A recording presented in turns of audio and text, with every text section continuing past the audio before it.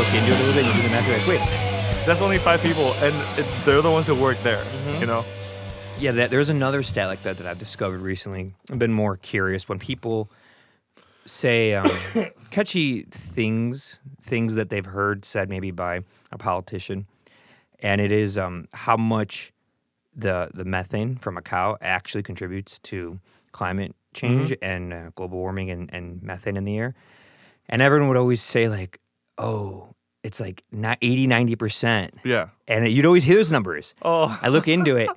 They're just the 90% of the animal like agriculture sector of it, which is only like 14%. So I think they're like 80. So they end up being about 8% of what actually contributes. 8. Yeah. Whereas transportation is like 30. Oh, okay, and yeah. houses and living and like all the natural gas and things that come from our homes. Yeah. And the material it takes to build a home, which has a lot of byproducts, a lot of petroleum products. Yeah. Is also like 20-30%. Most of everything is not animals or eating it at all. I mean, yeah. So it was just they're using a percentage from that one, exactly. from the 14%. So it's actually a lot less. A percent of a percent. And I was like, oh my God, it went from like 80-90 to like 9-10, like 10 times less. Yeah. Just by looking a little further on the official website. Like I went to the official government website. You gotta do your research, and that goes for everything. It does. You know? It does. Yeah. It does. Especially like in music, in composition, and in production. I don't like it when someone says like you can't do that. Yeah. You know, I always tell my students and any clients, I have two rules that I've come up with. Do to the best of your ability what the client asks, like what they want. If you can translate what they want, and don't clip your signal in digital recording. That's it. As long as you're not clipping on recording on the gain or on the output, nothing's clipping, and you're doing what the client or your band, whoever you're working with, wants, or what you want. If you're doing your own thing, that's all you have to do. There's no other better or worse way. It's just those two things. So anything else, it starts to get arbitrary. It's all arbitrary. Yeah. Art is arbitrary. Art is arbitrary. It's all sound. By the way, we got to introduce yourself, Roy. We've just been chatting. Yeah. I didn't come in here for a podcast. I came here to hang out. Which is what we do a lot down here in these red chairs. Yeah. Tell everyone who you are and what you do, and then we can go from there. Oh, boy. My name is Roy McGrath, and I am a saxophonist. You definitely cannot tell, but I was born and raised in San Juan, Puerto Rico. Soy latino, hablo español. Spanish is my first language. Hermoso. And I've been in Chicago for 11 years, and at first I moved to the United States to go to New Orleans, and from New Orleans I had a couple iffy years where I did a bunch of weird stuff, and then I came to Chicago, and I'm just a saxophone player. I used to call myself a jazz saxophone player, but now I just call myself a saxophone player. Yeah. You know, I just want to play saxophone and make music and have a good time. But you're more than a saxophone player. I've seen you play other instruments quite well. Like the shaker? So you're of the. This is my turn to interject and let everyone really know who we're dealing with here. Okay. So Roy left out the reasons why he went to those cities. Yeah. School. Yeah. Good schools. Yeah. Great schools for music. For sure. And so in New Orleans, what school did you go to for music? I went to Loyola University. And there's so much to talk about, man. Yes, there is. Puerto Rico's a beautiful place, and there's a lot of incredible musicians, you know. But jazz is American, you know. Jazz is now part of the world, but it's American. And I always wanted to, most Puerto Ricans make a decision to leave the island to, just figure out what it's about outside, and that's a whole process. It's a mental process, you know. And I went to Loyola University because I was playing at this one little bar in Old San Juan. And that week we had recruiters come to the school. One was a recruiter for Loyola, and through conversation, he learned that I was playing. He came to the gig, and he called the director of jazz studies and just left the phone on the stand. And I applied and got a scholarship. Not a full one, like a quarter or a half or something. I don't remember. Hey, something. And then I moved to New Orleans, which was one of the most incredible, life-changing experiences of my life. Yeah, because I've been to New Orleans. Many times. Yeah. Love it. I can't imagine never. Have you been to America before that? No. So you've never went to America? Yes. Well, I spent 5 weeks in Boston for the Berkeley 5-week summer program. Okay. I did that, and a week in Alabama for like a pilot program because I wanted to be a pilot before I wanted to be and besides that, and maybe Disneyland when I was a kid. That was it. Okay. So not much, and a little bit more traditional American experiences. Yes. Boston is a very American city, Yes. as far as a metropolis, and Alabama is a very American state as far as its ruralness and its history and stuff. For good or for bad, it doesn't matter. It's a heavy state, but it's more rural and hot as hell. And so is New Orleans. But New Orleans is this weird place. Having gone there and then going to many other major cities, it's its own unique spot. There's a few cities like this in America. And in my experience, I mean, like Las Vegas is another one. It's just like its own weird place. Never been, but for sure. You know, I've never been either, but when you see everything about it, you're like, that's different. Yes. Like, it's just different. Yeah, it's a fantasy land. I'm not saying it's good or better or it's good. It's a thing. It's just different. Different enough. Where New York, Boston, Chicago, Milwaukee, Minneapolis, Philly, they're just industrial, big steel cities. So they're different, but New Orleans is a weird place. And the history of French and Spanish and Native American and English and whatever else came through and slavery. I mean, slavery and Louisiana music and wow, it's a wild place. So they had to go there. Did you get like a weird, like a misinterpretation of what America was because it's so different from America? Absolutely. Yeah, 100%. I could see that doing that to you. Well, you know, I knew we were going to get into this, and we can go in and out of this as we talk through this whole thing. But obviously, I consider myself Latino, but I am white. You know, and life is all about perception. You know, so when you grow up in Puerto Rico, like when you live in Puerto Rico, you realize that, as we say, en Puerto Rico hay de todo colores. Like there's all sorts of different people in Puerto Rico. It's very racially diverse. There are racial classes that are part of Puerto Rico. Like, you know, you have the Spanish, you have the Spanish, you have the Tainos, the Indians, and the African slaves, and different mixtures of those primary Puerto Rican racial types, right?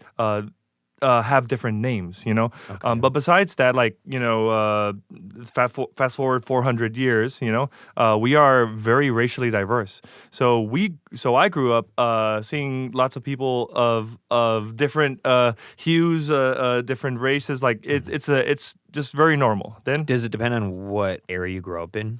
It does. It does. Puerto Rico is 100 miles by 35 miles. That's not that big. It's not that big, but just like pretty much everywhere else in the world, there's concentrations of different types of people. Yeah. You know. Yeah. You know, when you go from Puerto Rico, and that's all you know your whole life, right? A little island in the Caribbean to New Orleans, right?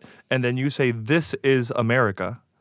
Yeah, I went to New Orleans when I was 20, 21 years old, and I told myself, this is America. Yeah. You know? And New Orleans is America, but it's not. It's not. It's not. It is, but it's not. It's just is by technicality because it's within our border, and that's about it. Everything else about it does not feel American. And having gone to Mexico City recently, you've been there many times, it kind of starts to have feels of like that type of nature. Yeah. It just feels very foreign and different. It does. If you feel French, you feel Spanish, you feel there's a strong connection to Africa and to the African American, and the roots of jazz literally are in the air there. You know, yes, they are. And then so. Going from New Orleans to Chicago, but I love also the way you say Chicago. Yeah, yeah. A lot of people in my family say it that way, being Mexican. Chicago. I love it. Yeah, but then you realize, well, you know, and of course, like when you move to America, you truly start learning the history of America. The one thing is to read it in books, and one thing is to see it through the stories of people, and the stories of people in the South in New Orleans, and then come up here and the stories of people in the North, you know? So you start gaining an understanding of how big America is, how diverse it is, how complicated America's history is. So complicated. So complicated. Really, really, really complicated. Yes. Because with so much prosperity and wealth and growth, the technological innovation has come so much pain and suffering. So much from pain and suffering. Native Americans to African Americans to Chinese people that, you know, helped sprawl the rails. The railroads, west. It's yeah. bad. Yep. I implore people to just look at some documentaries about just those three things. Forget about other stuff, but just those, and you'll blow your mind. Yeah. What we now we as America, Yeah. obviously you and I weren't alive or anything. We had nothing to do with it, but we live now with all of that foundation being laid. And some of it was amazing stuff when it wasn't the negative things against other humans, and some of it's just bad. Yes, there's a lot of it's interesting because I take what I've learned from American history and I take those concepts and I turn them around and I look back at Puerto Rico and I see the history of Puerto Rico as owned by America and Puerto Rico as owned by the Spanish, and you see this weird ironic juxtaposition of all the bad, because there's so much bad, and then all the good that comes from it, you know? That's why jazz is such a heavy subject matter that needs to be respected. Like the history of suffering inside the African American population of America and how jazz is so connected to it is so heavy. It is so heavy, and it's so important to acknowledge it and to treat the music a certain way because of it, you know? The utmost respect. Yeah, you have to have respect for it, you know? And honestly, you could zoom out and just think that like most folkloric styles of music have some sort of deep respect because of a cultural history or a history of things that have happened within that culture that have created that style of music. You know, same goes for Puerto Rican bomba en plena. Same goes for rumba. You know, I mean, when you look at Hindustani music, those the students of Indian Hindustani music, they study that music for years before they even perform it live. You know, I always thought that was such an interesting thing that they'll study for 10, 15, 20 years, and they're it's not that they're not allowed. I'm not an expert, so I wouldn't be able to explain how it is, but you're supposed to study for a certain amount of time before you can even play in front of an audience. You said this is in India? Yeah, and Hindustani music, yeah. Okay. Whoa, that's intense. Yeah. We have such a different mindset in America because we have the like go getter, like good on you, we're cheering for you, we want people to like, you know, win in this competition that breeds a lot of great art and music. But you know, you could play guitar for a week and then go play a show with some friends and be terrible, and you and your friends and people, your parents will come, and you probably are young, but no one says like, oh, you're not ready, you're not good. They'll just be cool. Good job. And they might think you sucked because you probably did. But everyone will be like, oh, cool, keep working at it, you know? And then you keep going. All these rock bands form from no training, like none. Most don't have any training, don't know music theory, never took a lesson. They figure it out myself together. Included. I learned more about music theory in college later because I chose to, but no training before. And yeah, so many of my peers, none of that. That's why when bands come in, like Olia's band, and bands like that do have a lot of training, it's fun to hear the language, the communication, the ability to articulate like everything in sound and in music. It's pretty fascinating. Versus people who are really creative, but they can't put any words to them. They kind of just wing it. And when you're trying to describe sound using language, almost every word ever is something physical or visual. There is nothing to describe sound. Yeah. It only has one word that's actually to its own, and it's timbre. No other word describes sound. So it's very difficult to describe sound. We use other words. Oh, my gosh. It's brilliant, and it's got sizzle, or it's harsh, or it's got buttery. boomy. Buttery, it's smooth. It's aggressive. It's abrasive. Abrasive, yeah. It's really difficult to describe. It's beefy. Beefy. Yeah. Yeah, horny, woody, marshmallowy. Yeah, I don't know what gets marshmallow. I'm thinking about saxophone tones. You know? Oh, okay. Yeah. So let's go back to the instruments you play. Yeah. So your main gig with music is using the saxophone, playing the saxophone. But I know you play other instruments. I've seen you play drums, and it was great. I was like, you could rock the drums. You know, I know you're probably comparing yourself to the people that you play with that are full-time all drummers. So you go, oh, compared to them, I'm like nothing. That's also an interesting thing. I've only really seen said, and actually true and respected by trained musicians, where they will be like, no, I'm just a saxophonist. Even you can be fluent in 10 instruments, really good, right? Yeah. But the one thing that you know, you're like, no, that's just me. I only could do that. Yeah. Whereas, you play with a bunch of indie rock and punk rock bands, like, yeah, I play guitar, some bass, little drums, sing a little bit. They just kind of do everything, and they're just like, they might say my main thing is guitar, but it's more loose and not as like stern. And there's so much like belief and faith in saying that with musicians. And I respect it, because it reminds me of when you talk to an expert in something, a professor, a doctor, they'll know what they know, and as soon as they don't know, they're like, I don't know that, let me pass it to someone who might, like different Absolutely. College. And trained musicians like yourself who went further with it and studied it a lot in college are like that. They're very particular about what they can and can't do. Yeah. Obsessively so. Yeah. Absolutely. And so after New Orleans, you went to Chicago. To Northwestern University for a Master's of Art and Music. Yeah. Was the focus for that? Was it jazz? Jazz studies. Jazz studies. Yeah. The director of jazz studies there was Victor Goines, who plays saxophone with Wynton Marsalis at the Jazz Lincoln Center Orchestra, and a lot of great teachers from the Lincoln Center Jazz Orchestra from New York, and a lot of great teachers from Chicago. Got my master's there. Really didn't get to know Chicago for those first 2 years. Yeah, it's a little too far away, especially if you're busy. Oh my gosh, that's the thing. Grad school is busy. Oh, for sure. Yeah. I mean, I basically have paid my way through both of my college degrees. And since with working, gigging, and stuff. Working and gigging. So just staying busy with that. Just staying busy in that. And since I knew that that was the path that I was going to take, for me, school was really, really important. Sure. So while I was in school, all I did was practice. Yeah. I mean, I had a really great life in New Orleans, and most of it happened in between school, but mostly after school, because I did my undergrad in 3 years, and then I spent 3 years there just living full time.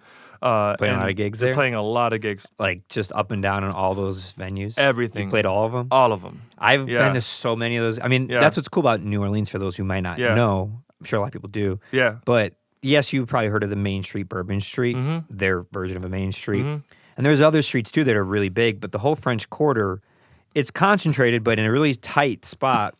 How many hundreds of venues, like bars, and just endless. The French Quarter. The French Quarter might be about a 10 to 20 block radius. If you want to just make it a square, I don't know, something like that. Yeah. And it's just packed with art galleries, restaurants, bars, and they all have some sort of live music in them. Yes. And then if you walk down Decatur Street, which is one of the main streets, you walk down Decatur Street. You pass, I don't know what it is, maybe, I think it's Claiborne. I don't remember what that avenue is. Right across from it is Frenchman Street. My favorite spot is Frenchman Street, the hang on Frenchman Street. Yeah. Down by Dat Dog. Yeah. That's my favorite spot. So Frenchman Street in New Orleans is maybe a 6 to 7 block, one street radius with literally music venues back to back on every single side of the street. And that is like the center of live music for New Orleans. There's a lot of other clubs throughout the city, but you can just bounce from club to club and just listen to music. And as a musician, you bounce from you play your gig, you finish your gig, you go to your friend's gig, which is two doors down. Yeah, you sit in.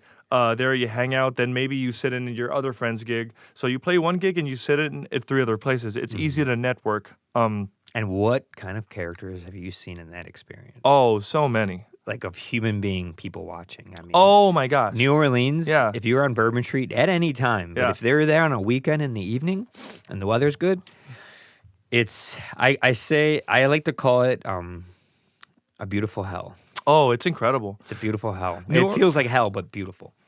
New Orleans is really interesting. You need to.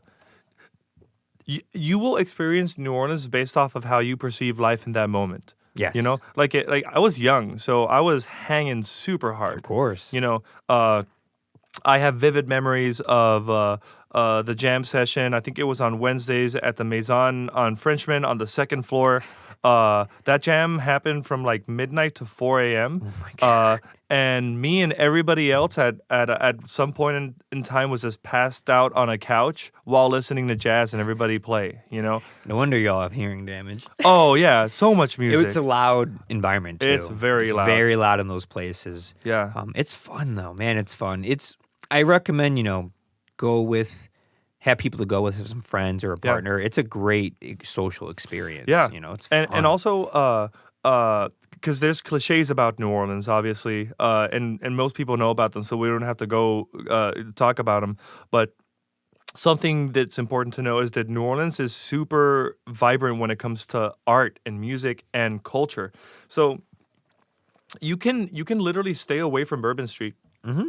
And you can experience incredible food, incredible music, great art.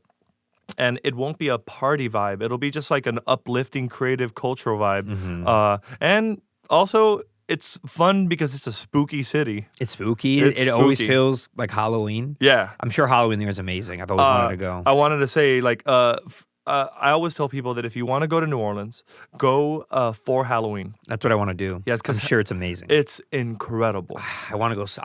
That's something I need to do soon. I've been wanting to do that for a while. It's sort of a local holiday, but certain people from out of town know about it. You know, yeah. But Halloween. Halloween. But like it's just such. I mean, there's parades. Of course. The costumes are absolutely insane. Probably the best in the world. Yes, it has to be. I have so many. Who else would go more out than New Orleans? Yeah. Because you can go there on a random Tuesday in March and it still feels like Halloween. You still see the street performers, the costumes, the outfits, the decoration. Maybe it's missing some, spooky orange and black colors, but it always has that feeling to it. And because it's away from other major American holidays, mm-hmm. It's not people won't really travel for Halloween. It's really, really special. Yeah, I think I'm gonna wait for when it's on like a Friday or Saturday and go. That'd be fun. One of my favorite restaurants there, Willie Mae's Chicken. Okay. I love that spot. Was so I don't good. know that joint. You don't know the Willie Mae's? It's like a famous chicken spot or something. Oh, nice. It's like not in the French Quarter. It's like a little bit out. Yeah. My favorite spot is Acme Oyster House. Because they have these charbroiled oysters. Wait, where's that at? It's on the corner of. It's in the Frenchman. It's in the French Quarter, like on the corner of a couple streets. I don't know. Huh? Because I've been to a few spots there. Yeah. Oyster spots that were amazing. I'm wondering if that was one of them. Yeah, but I mean, Parmesan garlic. Okay, it was that one. Oh my God. Do they have a discount like certain parts of the day? It's like. I don't know. I don't know. There's always a line outside. Okay, well, we went early because they had a deal we were there during the week for a bachelor party, and if it was like anytime before like noon or 1, it was half off. Yeah. So we all went at like 11:30, and I got like 32 oysters. Yes. Well, yeah. I mean, awesome. It's a really special place, and as a musician, one thing that's really interesting. I don't know how it is now, but I lived in New Orleans 15 years ago. Right after Hurricane Katrina. Oh, wow. As in the semester that I joined Loyola University was a semester that they opened up all the schools after Katrina. It's like 2007 or 8 or something? Yeah, 2006, actually. 6, okay. Yeah, 2006. Because it happened in the spring of 2006, right? No, I think it was 2005. I don't remember. Or 5? Okay. It was 5, yeah. It was bad. I was surprised how soon they opened the schools up. I do remember my drive with my mom on the way to the apartment that we got. Like all the street signs were sideways, and you could see water lines on houses and stuff. Like the city really wasn't rebuilt yet, but I didn't know what it looked like before. Right. So I wouldn't know what the difference between pre-Katrina and post-Katrina New Orleans is. But then 10 years later, I can definitely see the growth. You know. But you get there. Most of the musicians in New Orleans, the professional ones that were living there, they went to Alabama. They went to Texas. So there was a shortage of musicians, right? Because there was a shortage of musicians. If you had a horn or if you just played and you knew how to improvise, you knew to read, you knew rep, you just started working immediately. Yeah. And I started working immediately. Was the pay good with all how many people go down there? So that's the thing about New Orleans. Pay in New Orleans is relative to how good of a showman you are. Uh-huh. So New Orleans is different than Chicago when it comes to pay. I don't know if it's still the same. I think it is because I've seen some Facebook posts about how people deal with pay in New Orleans now. But in New Orleans is a tip-based economy. Mm-hmm. So tip-based economy for the musicians means that you get tips by people that are there, so there's a tip bucket, and like in New Orleans and the South in general, the tip bucket is a really, really important and central part of the performance. Mm-hmm. And besides the tip bucket, you get a % of bar sales. Yes. So I used to play every Maison every Thursday from like 8 to 11, if I'm not mistaken, at Maison on Frenchman. And I used to play the Spotted Cat on Sundays from like 1 to 3 p.m. Both of those gigs were a tip-based gig. So we would get, I don't know, I think it was 15% of sales. And then you would get tips, So obviously, a bit of a moral dilemma there, but you have to. You don't have to, but you if you encourage people to consume, then you make more money, right? That's the first thing, and then the second thing is that if you encourage people to tip, then you make more money, right? Sure. So. And also, remember, as we said earlier, on Frenchman Street, there are bars on each side. There might be 20 or 25 bars that play music. So, excuse me, if you are not entertaining, they're just going to go to another bar, like immediately. They'll walk in, be like, okay. And then they'll I know what you mean. I've done that. Exactly. I've done that, going there. And so have I, and it's nothing personal. Because there's so many options. Because there's so many options. So many options. You just keep going. Yeah. And you're already walking on the street anyway. You're almost like doing window shopping with bands. Yeah. Naturally, just with your drink, because for those who don't know, you could legally drink in public there, which is a wild move. But man, it works well there. Yeah. Huh? Yeah. It's a wild. So because of that culture... You have to entertain. Do you ever have any people try to steal tip jars or boxes in front of you? No. Because of that culture. It's so embedded in, like, it's frowned upon so much, just people won't do it. People in New Orleans respect music and respect musicians. Yes. It's really interesting. I've definitely brought an extra instrument through the airport in New Orleans. Back in the day, you could do that. Maybe not so much now. An extra instrument you're talking about? I'll have 2 saxophones in a backpack. I thought you were being cryptic about like paraphernalia. Oh no! I brought an instrument through the airport. I've done that not on purpose. Yeah. And one of my favorite stories ever is a story that my teacher, Tony Dagradi, saxophonist for Astral Project, one of the best jazz groups in New Orleans. Check them out, Astral Project. He told me that once he was leaving Snug Harbor, which is the premier jazz club in New Orleans, he had a Mark VI saxophone, a tenor in one hand. Both of them Mark VI, actually. He had a tenor Mark VI and a soprano Mark VI. He had 2 horns in his hand. Those are vintage instruments. Both of those instruments combined cost more than most cars. So he has tens and tens of thousands. Tens and tens of thousands. So he has both of these instruments, and he probably left the gig making, I don't know, $300 or something, right? And this guy, he turns around a corner. This guy puts a gun on him, and he says, "Put the instruments down and give me all the money in your wallet." And he happily put down both of his instruments, gave the guy his gig money, and went on with his day with a smile on his face, Because like losing $200-$300 is nothing compared to like losing instruments. People don't people respect music. That's the. Wait, so the guy took the money and left? And left. He didn't take the instruments. No. Wow. Yeah. Wow. Yeah. That would never happen up here. Yeah. Ever. No. I mean, what do you in front of the Whistler in Logan Square, people are stealing drums at cars all the time. I think I've heard at least 8 or 9 car break-ins where they all the time. I know so many bands it's happened to. I've gone to concerts at venues and they're like, yeah, we were staying here yesterday and our gear got stolen. People putting out on the internet, hey, can we borrow some gear? We got broken into. It probably happens in New Orleans too. I'm sure, but I see what you're saying. They respect music, man. Yeah. Less likely is all you can say. And the people in New Orleans will tip. Yeah. They'll tip $5, $10, $20. I used to do this thing called, which I try to do up here. It doesn't really work that well, but it works a little bit, called the jukebox session, which means once your set is done, if there's no band after you, once your set is done, you do a jukebox set, which means every $20 you play a song.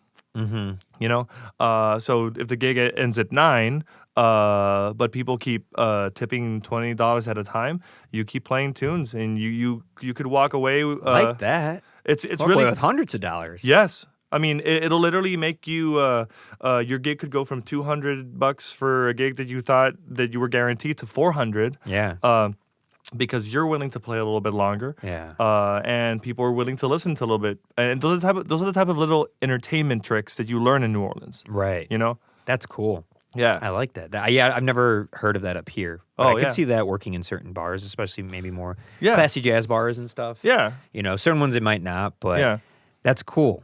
That's an interesting idea. So you'd be surprised how many people would just throw down a 20 to hear one more tune. Yeah, at the right place, the right guy had enough drinks in him. He might keep throwing. Here's 100. Play 5 more songs. That's happened before. Of course, I'm sure it has. I hope one day to be that guy. Yeah. I wish I had money just to really, in a good way, mess with artists. Just overpay them so much and confuse them. Yeah. Be like, I don't know. You need it more than I do. Yeah. I wish, if you're rich out there. Rich is arbitrary, but if you're, you are when you are. Yeah. If you're rich out there, just do that stuff. Just do it. I always tell people. When I'm doing gigs with a tip jar, if anybody knows anybody in the mafia, right? Your donations are tax deductible. So if you want to drop $5,000 in the tip jar, I will write you a receipt. That's good. That's funny. So what was it like going from one big jazz town to a different kind of another big jazz town, Chicago? Mind-blowing. Right? Because something that I wish more musicians could experience, and I think at a certain level most do, is that music everywhere is different.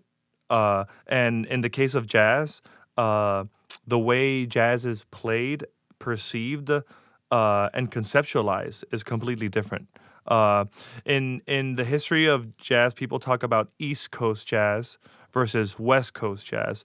If you want to get a bit more specific, you could say New York jazz versus California. Kind of like Biggie and Tupac. Biggie and Tupac, or jazz. Yes, or Miles Davis and Chet Baker. Oh, okay. I was thinking more Biggie and Tupac. No, I'm kidding. Yeah, or Coltrane and Stan Getz. Okay, so they're New York and the other one's California. Yeah, are they like San Francisco, L.A.? L.A. Okay. L.A. But just all over. You know? Yeah. I don't know the history of West Coast that much. Why are they always leaving Chicago out of it? They always leave the South. Chicago's really interesting because historically speaking, they do leave Chicago out a lot. But Chicago, at least what I've known about the history of the last 25 to 30 years and right now, has some world-class, absolutely incredible jazz musicians here. Mm-hmm. You know, and I think it's because we're in the Midwest. And somebody, I had a friend tell me that I mean, he's from LA, so it makes sense. But it's people pass through Chicago, and I'm like, okay, I know sure. those people. Yeah, I've heard people from New York say pretty much everything's a flyover state unless it's San Francisco or flyover state. I'm like, yeah, Chicago has more people in its county than LA does. So saying that makes zero sense on a quantifiable level. Yes. And we were founded first. We'll get back to the other two Hollywood. things. Oh yeah. I love when people say that. You just got to roll your eyes like, okay. I love Chicago so much. I've been here for 11 years and I am in love with this city. Yeah. This city is so cool. There's so much here, and a lot of it is secret. It's not that it's a secret, but you just discovered Chicago. Yes. 11 years, I'm still discovering Chicago. Yeah. You know? But yeah, people consider it a flyover state, and I think that's changing. I have opinions about Chicago really being right now in American history one of the centers of all creative music and honestly for jazz too. You know, not to diss New York or LA, incredible musicians like friends of mine. I've heard their albums, I've checked their stuff out, and I hear Chicago too, and I'm like, man, in 2023, 2022, and the rest of the years, so many incredible albums released by incredible musicians here, you know? Yeah.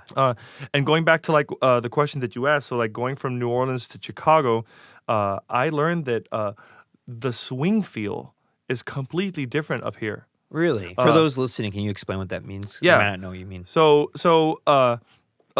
very basic explanation. You know, in the main rhythm in jazz is swing, right? And on the drum set, the swing has a lot of things that happen. There's rules that people break, but one is the hi-hat goes on 2 and 4, 1 2 3 4, 1 2 3 4, right? The ride cymbal, da da da da da da da. The bass drum adds you can either feather it, which means you just go dum dum dum dum, or you drop bombs, dum dum. You drop like little flourishes, and then with the snare drum you add little we call it comping, which is you add little offbeat rhythms to accentuate the soloist, right? But so that is like what the drums do in jazz in a nutshell. But you know, you're in 4/4. You have quarter notes, 1 2 3 4, right? The way people conceptualize rhythm in the North and in the South of America, and also East-West, is different, you know? So you will hear the same swung pattern on drums in New Orleans or in the North, and it'll feel different. The energy behind it is different. And energy be like what they decide to accentuate? It's not even the language. It's just the feel of like the exact spacing between everything. Only a jazz head would say something like this right now. Yeah. I can't go into depth. It's just the feel. The feel. Can you elaborate? It's more about the feel. New Orleans, and not to sound super cliche, but it sounds greasy. It sounds bouncy. It sounds tasty. It sounds great. You're just naming how much good food they have. Yeah, it's no, all deep fried. Like, I mean, honestly, it sounds like you just ate. A shrimp po' boy lathered in mayonnaise and with a beignet, and a bowl of gumbo and a bit of strawberry, and then you played your gig. Right. That's quite different from Chicago. You know, having like some pizza or burger. And also it's like it's super hot and you're sweating. Very hot there. That could be the greasy feel. Yeah, I mean, and actually, environment changes how you play. I remember when I first moved to Chicago, I would go to Northwestern, and I would plan to spend 10 minutes in the bathroom running my hands under hot water. Because my first like 2 or 3 winters, my hands would literally lock up because I wasn't used to hell. I wasn't used to hell, to winter. Some of these winters, as you've learned.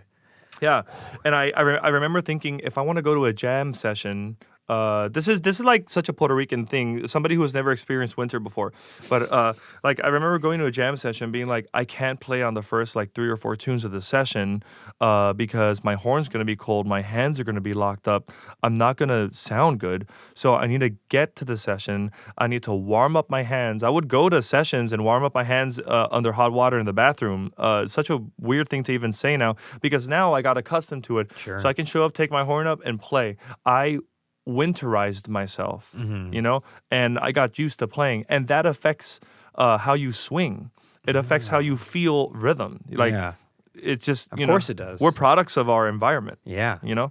Yeah, I can't imagine. Like, if I went to live in New Orleans or Puerto Rico, I'd be screwed. That'd be too hot. I can't do it. It'd be too hot? Too hot. Like all like April to, October, it's too hot.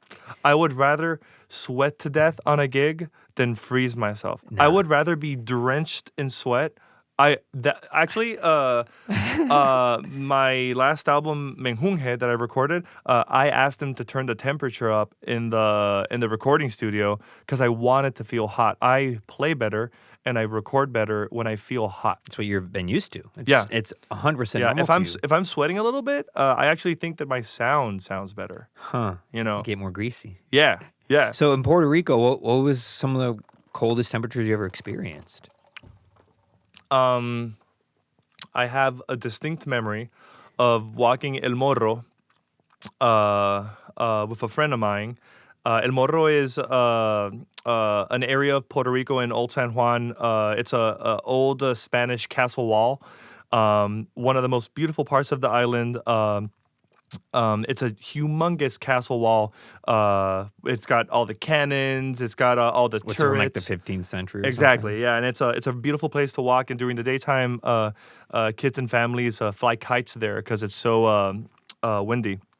But I have a distinct memory of walking there with a friend, and it was 73 degrees, and my friend was freezing to death. 73 Fahrenheit. And my friend was freezing to death. And I gave her my jacket. And she was like, "We got to get out of here.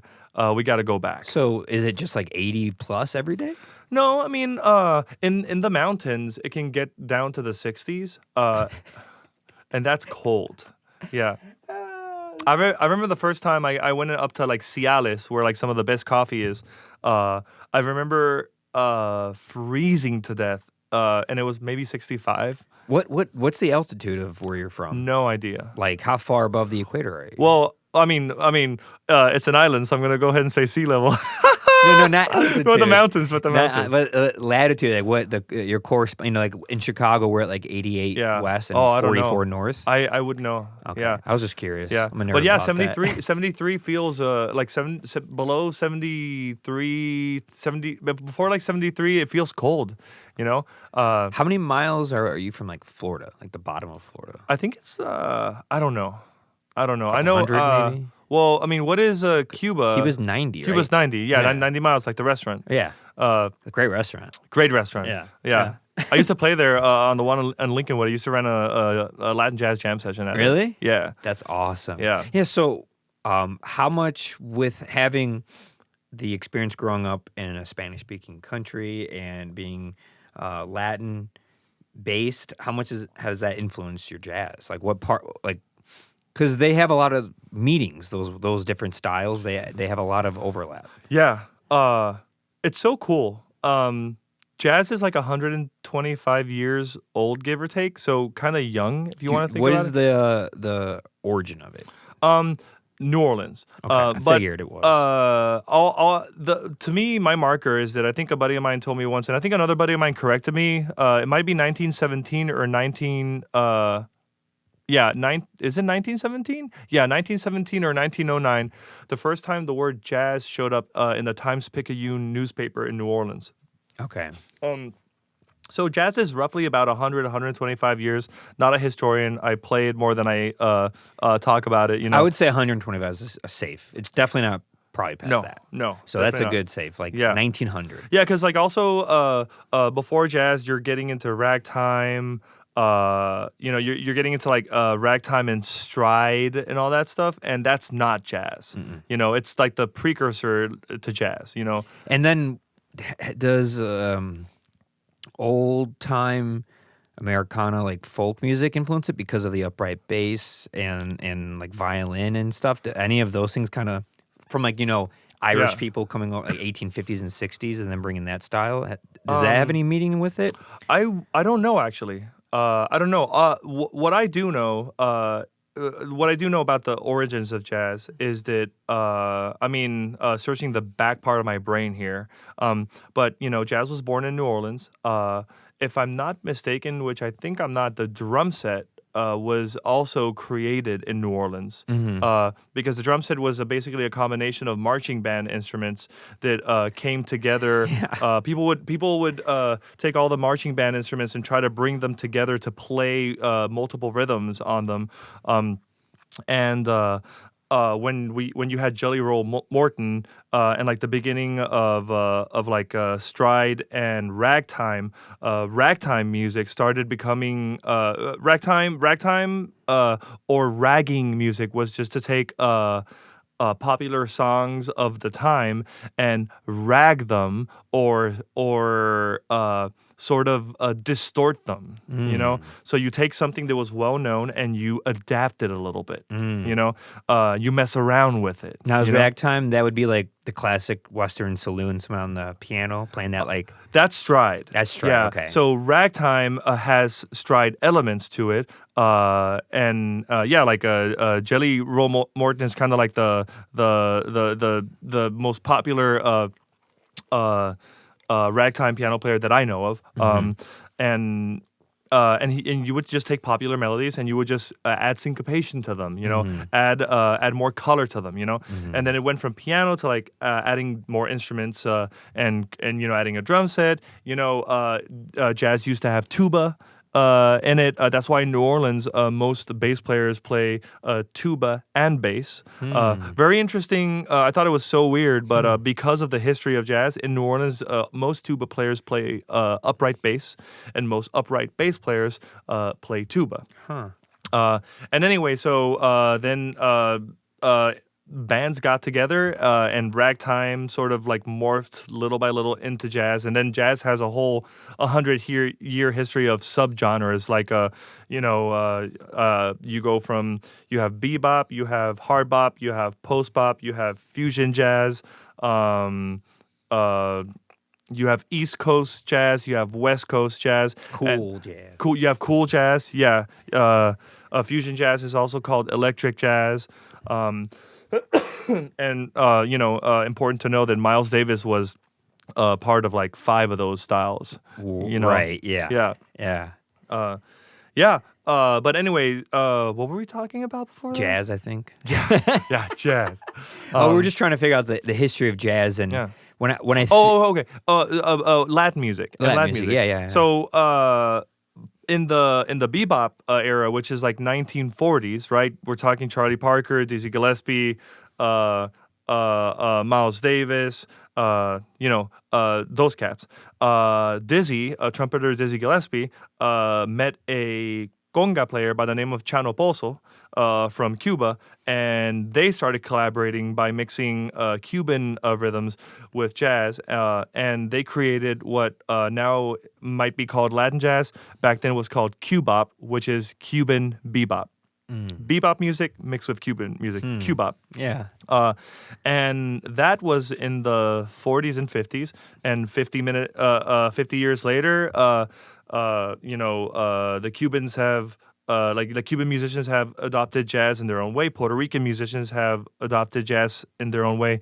And we've taken our folkloric music and instilled it with jazz. So like my last album, Menjunje, is a mixture of bomba y plena with jazz. And I'm not the first one to do it. Miguel Senón, William Cepeda, David Sanchez, like a lot of cats have done it, but it's fun. Yeah. That sounds wild. So how many different instruments did you play on, and how many instruments did you have like other friends and whatnot playing on this album? I just played saxophone. You just played saxophone? Okay. But I play tenor, but I play all the saxophones, baritone, soprano, alto. I play flute, I play clarinet. If you play all those instruments, you gig a lot more. I'm playing a Barry gig tonight, actually. A what gig? I'm playing a wedding tonight, but I'm playing baritone saxophone, so... I love... What's up? The way you're speaking, it's way too advanced for like everyday listeners. Just like really? I'm just playing a Barry gig tonight. That means nothing to no one except for people in your circle. Yeah, true that. Yeah. I forget I'm on a podcast. Yeah, I've learned to always be like, stop people and be like, okay, remember, what does that mean? Explain that, because even sometimes I might not know. Like I didn't know what a Barry gig was. Yeah. But now I know. Yeah. I know what a lot of stuff are in music, but I'm sure some people who just are listening to learn, they might be like, I don't know what he's talking about. Oh yeah. No, what I'm saying is that so most saxophonists, they focus on one instrument. So you're a tenor saxophonist, or an alto, or a soprano, or a baritone. Those are terms that if you know about voices, vocal levels, you know that a soprano is like the highest vocal range. Then you have the alto, the tenor, the baritone, and the bass. And saxophones come in different sizes, and each one has a different range, and most choose one. I'm a tenor saxophonist, and if you they look like metal clarinets. They do, yeah. Yeah. If you learn how to play all of them, people will call you for more gigs. Yeah. So it's just smart for you to play all of them because they're not that different from each other. Yeah. Maybe the way you put wind into them, but like the fingering is all the same. What you said with kind of like spreading yourself across instruments that have a lot of relatable parts, components, and mechanisms. The same thing is true for those listening for other fields. Like I do that with music and video. It just started with, I'm just going to record albums. Then I was like, wait, I can record albums and podcasts and live sessions. Yeah. Oh, I could do that on location too. Yeah. I can get mobile and do it at my house. Open up the ability. Yeah. Oh, I could do video and audio editing and kind of keep opening up and take any kind of gig within that whole sphere and just keep spreading it. Instead of just sticking to just like, I just record bands. Like you can do that, but the chances of you getting a lot of people coming in all the time is hard. But if you could open up your abilities to kind of stay within the same world, Yeah, you're in the same world, but you're diversifying just a little bit. Absolutely. And that helps you build a strong economic career as a musician. Like if you are a musician with diverse skill sets. Another one that I have is transcribing, which means I take a recording and I write down all the parts for all the instruments so that people can play them. That's impressive. So like that's time consuming. Oh, it is. Like for example, I'll transcribe a salsa track with 5 horns, piano, bass, drums, and percussion. And you can do this just by hearing it. Just by hearing it. Yeah. This all makes sense now with how your hearing was when we were doing the mixing. Yeah. And what you were able to hear that I didn't hear. Yeah. Or that Olia didn't hear. And then there's times where I heard something, like how our ears are trained. It makes sense that you train yourself to do that. For sure. Which is impressive. That's hard. Yeah. And it was a training process because when I started transcribing charts for other people, at first it took me about 10 or 15 hours to do a chart, chart per instrument. Oh my God. Now I can do it in about 4. Wow. Like I'll hear a track once and I'll get the form together with the amount of bars and everything, and then I'll be able to transcribe it like little by little and just go through the whole chart. So that's another area of diversification. And I'm sure and it's important for young people to know. So if you're listening to this, but you got to do lots of things, and at first. You romanticize the idea of doing one thing extremely well, which is beautiful. It's not a bad thing, but it helps if you can learn, if you know how to do more things. And as you go through a music career, you realize that most of the musicians that you love and admire and look up to and are successful, they do a lot of different things. They do more things than you think.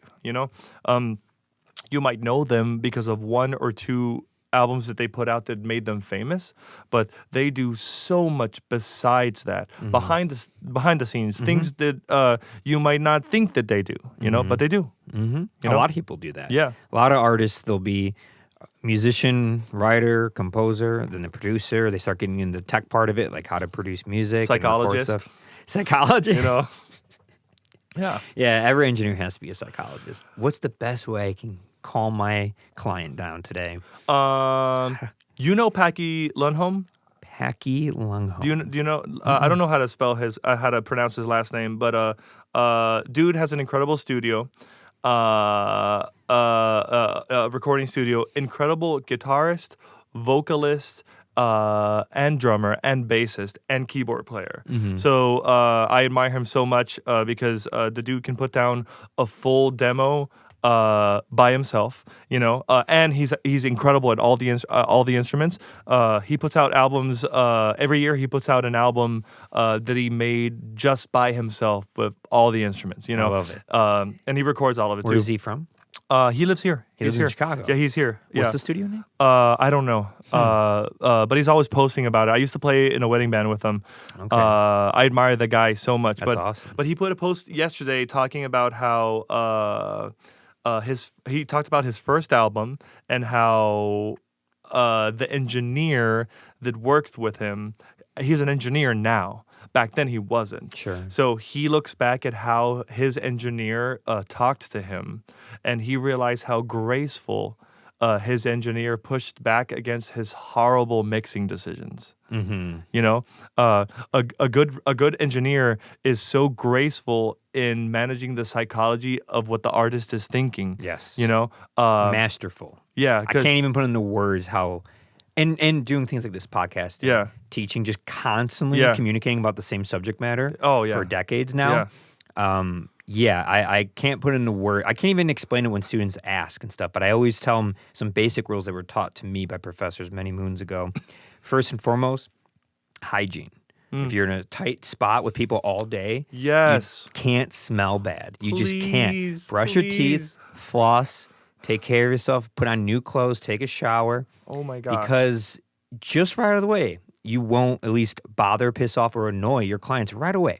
They won't have anything bad to say at least about your appearance and your hygiene and your manners. This goes for tours, everything. And for gigs. Yes. And life. No one wants to just, when you're working with someone, you don't want to be around someone that smells. Psychologically, I think it starts to say things to you about what you might think about them. Yes. Even if you don't mean to. Even if they're nice. They can be very nice and smart. It's unconscious. It's not. Yeah. So that right there. And then the second thing is train yourself to not be an engineer when you are an engineer, which means go back to training yourself how to be just a music lover. Yeah. How to just listen to music without analyzing it, obsessing over it, learning about what keys it and what chords they're doing, what note is that, and then going further. What microphone are they using? What space are they in? I don't know if I like the panning they did there. That's an interesting thing they did. What kind of filter? Oh, that sounds like auto-tune, like obsessing over it, which I can do the second you go, hey, Ben, tell me about what you hear. Then I'll nerd out like you've never heard. Yeah.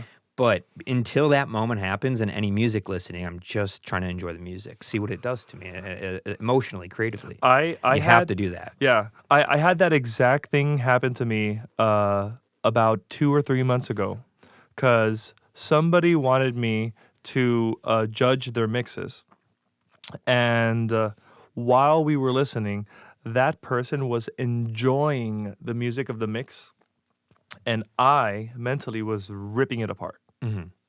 We're trained to listen different ways, and sometimes you just have to listen as an engineer or as a producer or as just as somebody who is about to somebody who is creating and about to put out music.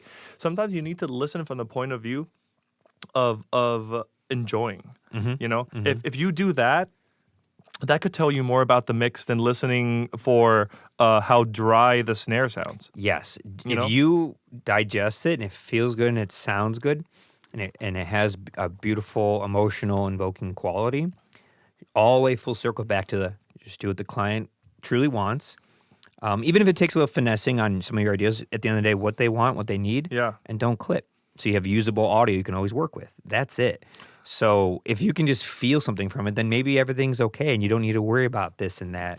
Also, that is how jazz musicians listen.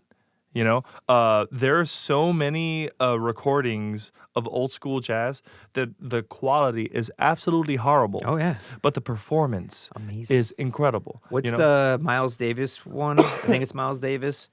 Maybe Louis Armstrong.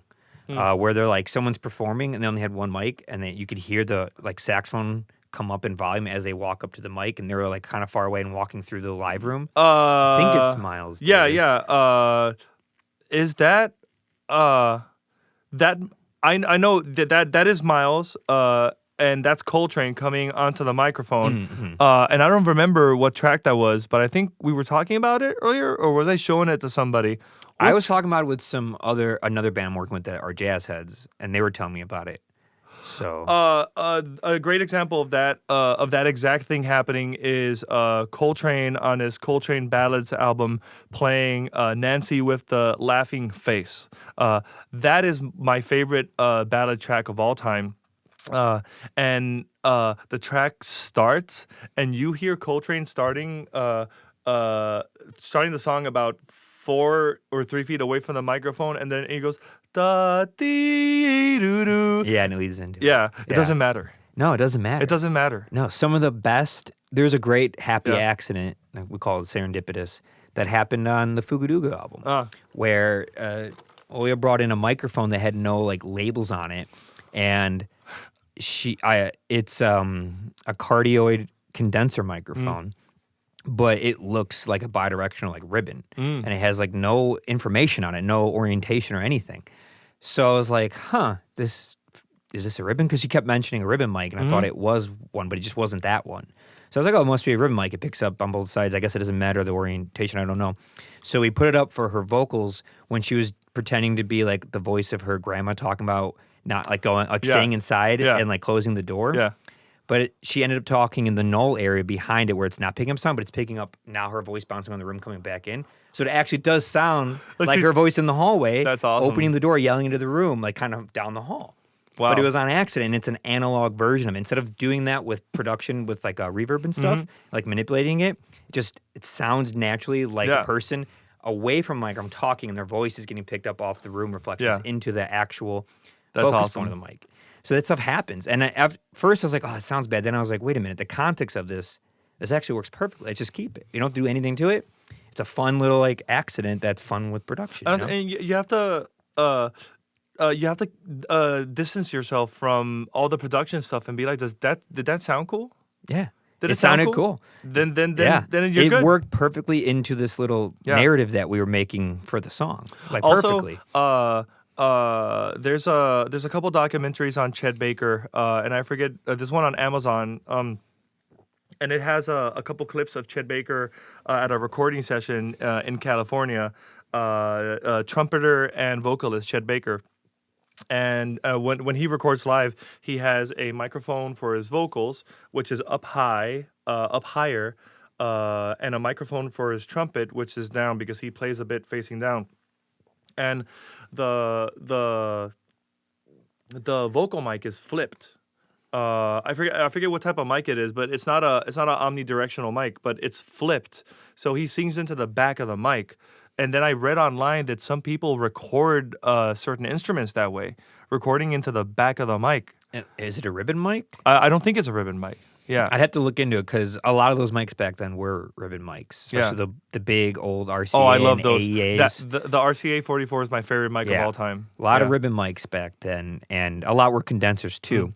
So if it's a condenser and you're in the right acoustic space, it's a large diaphragm. It could sound pretty cool to do that, depending on how reflective the space is. Yeah, it could work well. It really depends. Yeah. But the point is, it doesn't matter. Just make good music. Yeah. Record it as best as you can, and if the vibe is right, just go. Just go. It's a just funny line in my audio theory book. I teach my audio theory course.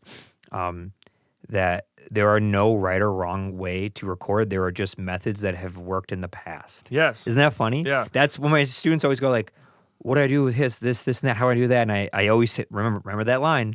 There are there's no right or wrong way to record. There are just methods that have worked in the past, which is a great line. Yeah. It's like, that's worked. It doesn't necessarily mean it's the right or wrong way. It's worked before. We can find a new thing that works. Yeah. And I always say the biggest word you have to learn in audio is depends.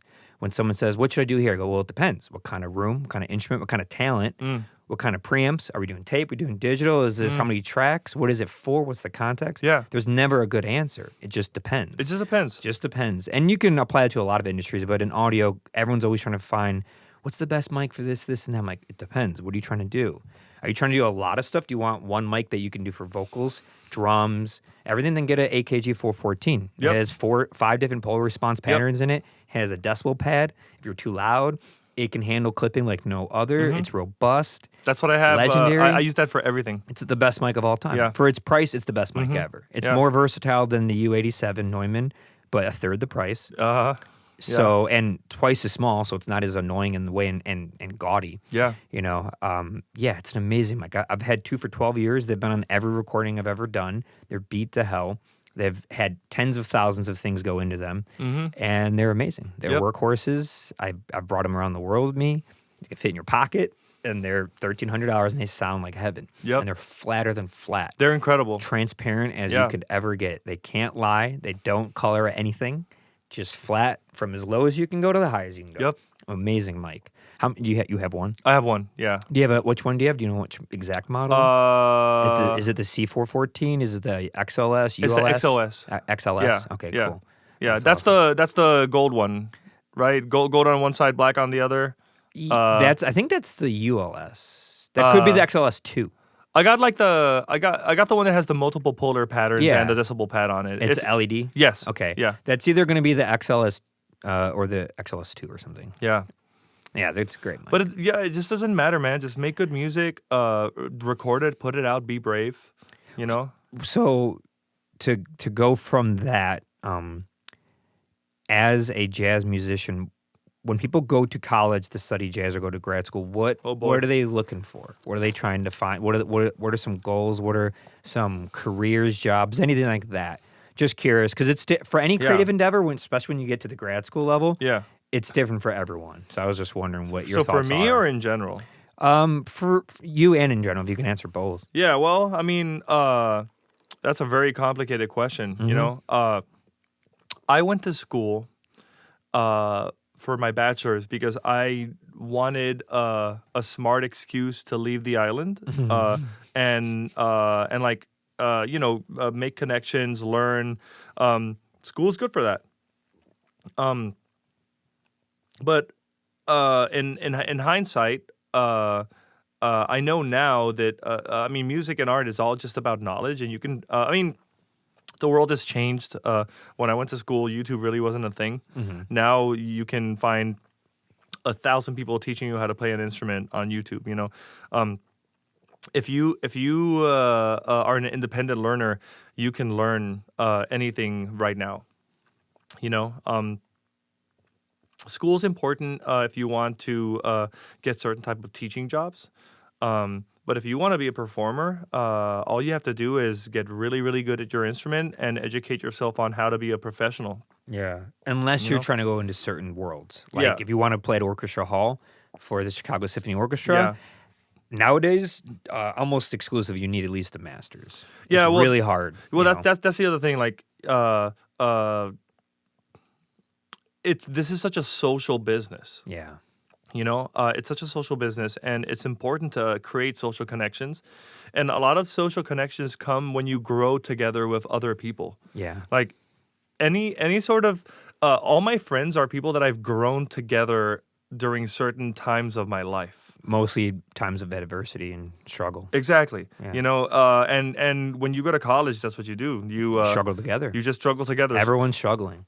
Literally everyone. Everybody's struggling to play the blues, struggling struggling. Struggling. Yeah. Some more than others, but everyone's struggling. Yeah. It's a hard time. No one's making that much money. And you support each other and you make friends like that. Mm-hmm. You know, so it is very social. You know, if you go to college with that in mind. If you go to college thinking, I am about to learn how to play my instrument, I'm about to learn how to be a good musician, and everybody around me will be friends and acquaintances and musical colleagues that'll probably be around me forever, so let me treat them right, you know, then those might be the people that grow your career with you and you grow theirs, you know? Yes. So college is important, but I would also say that in the case of jazz, I would say now, and this is a super hot take, I don't think it's necessary to go to school for jazz. Mm-hmm. You know, if you want to learn how to play, one of the best young jazz musicians that I know right now is a drummer in Chicago. He's 16 years, he's 17 or 18 now. He's about to he just finished his college applications. He does not need to go to college for jazz. Is he 18? I think he's 18. So you could say his name then. What's his name? Oscar Everly. Okay. Yeah. Incredible drummer. Comes to my jam session every Tuesday. I met him 2 years ago, and I just cannot believe. I think he's 18, but incredible drummer. All he did was shed, listen, get guidance from masters, and then, I mean, he'll blow up. He'll blow up 20 times what me and everybody I know will blow up. You know, I keep telling him to please remember me. He won't. Yeah. Yeah. That's funny. Yeah. But I was saying, it's like, you know, you just got to be good. You know, you just got to be cool, be good, and learn how to work together. Yeah. You know? Yeah. Like, I mean, one of the biggest pluses of college, university, and institution. Sorry, I know you teach. No, because I know what you mean, and I agree with you in a lot of ways. In fact, I say the same thing to people who I could just tell aren't serious enough about it. Because if you go to college for very specific creative things that don't guarantee anything, that's not STEMs, and it's not marketing or advertisement or something where you're kind of guaranteed something, you have to be insane and obsessed. And I mean insane in a good way. You got to be a nerd. You got to be obsessed. You got to, it's all you live and breathe. Then I'd be like, this will benefit you because now you're going to make all these connections with other people that are like you. Let's make this productive, because bashing college without being productive about it isn't good. No, I'll be productive. I'm saying both sides. Yeah, I know. Yeah. Here's a good case in point. I agree with you 100%, and this story the story that I'll tell real quickly will accentuate what you just said. Okay. So I'm in New Orleans. I'm studying with Tony Dagradi. I'm about a semester and a half into my degree, and I'm practicing probably, I'm gonna say definitely 8 hours, at least 10. Me and Gregory every day. Whew. Me, I didn't have a life. I was I was weird. I didn't have a life. I didn't have any friends. I knew I was gonna be in debt, so I wanted to make my degree count. Sure. That meant me being a good musician. Yeah. I would show up when the custodian would open the door to the music building, and me and Gregory Ajid and like 4 or 5 other people were there until they kicked us out at night, you know? So I'm practicing like crazy.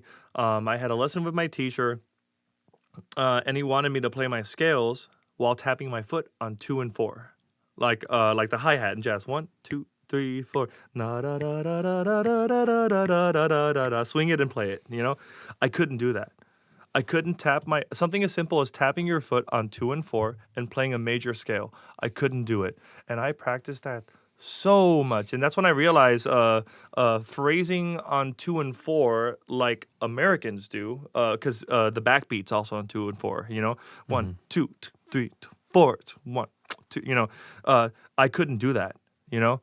So I had to learn how to do that, you know, and you know, we're like 3 or 4 or 5 months in, and I can't do that, and I'm sounding like crap on all the songs that I'm soloing over, and I can't play these jazz transcriptions. I'm just not doing it, you know.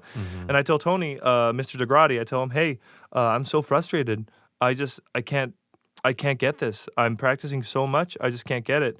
And in a very kind, very loving, very peaceful way, he says, well, have you considered that maybe this is just not for you?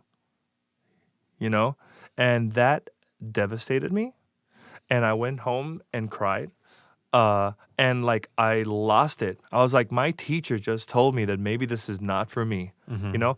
And I realized 2 days later, that's not what he meant. What he meant was decide. Decide if you're gonna be in this, or decide if you're not. Yeah. If you're going to be in this, then let's get through the next 4 years of this degree and make you a great saxophonist. Or save yourself the money, save yourself the time, and just don't do it. That is a person that cares about your time, cares about your life path and your career.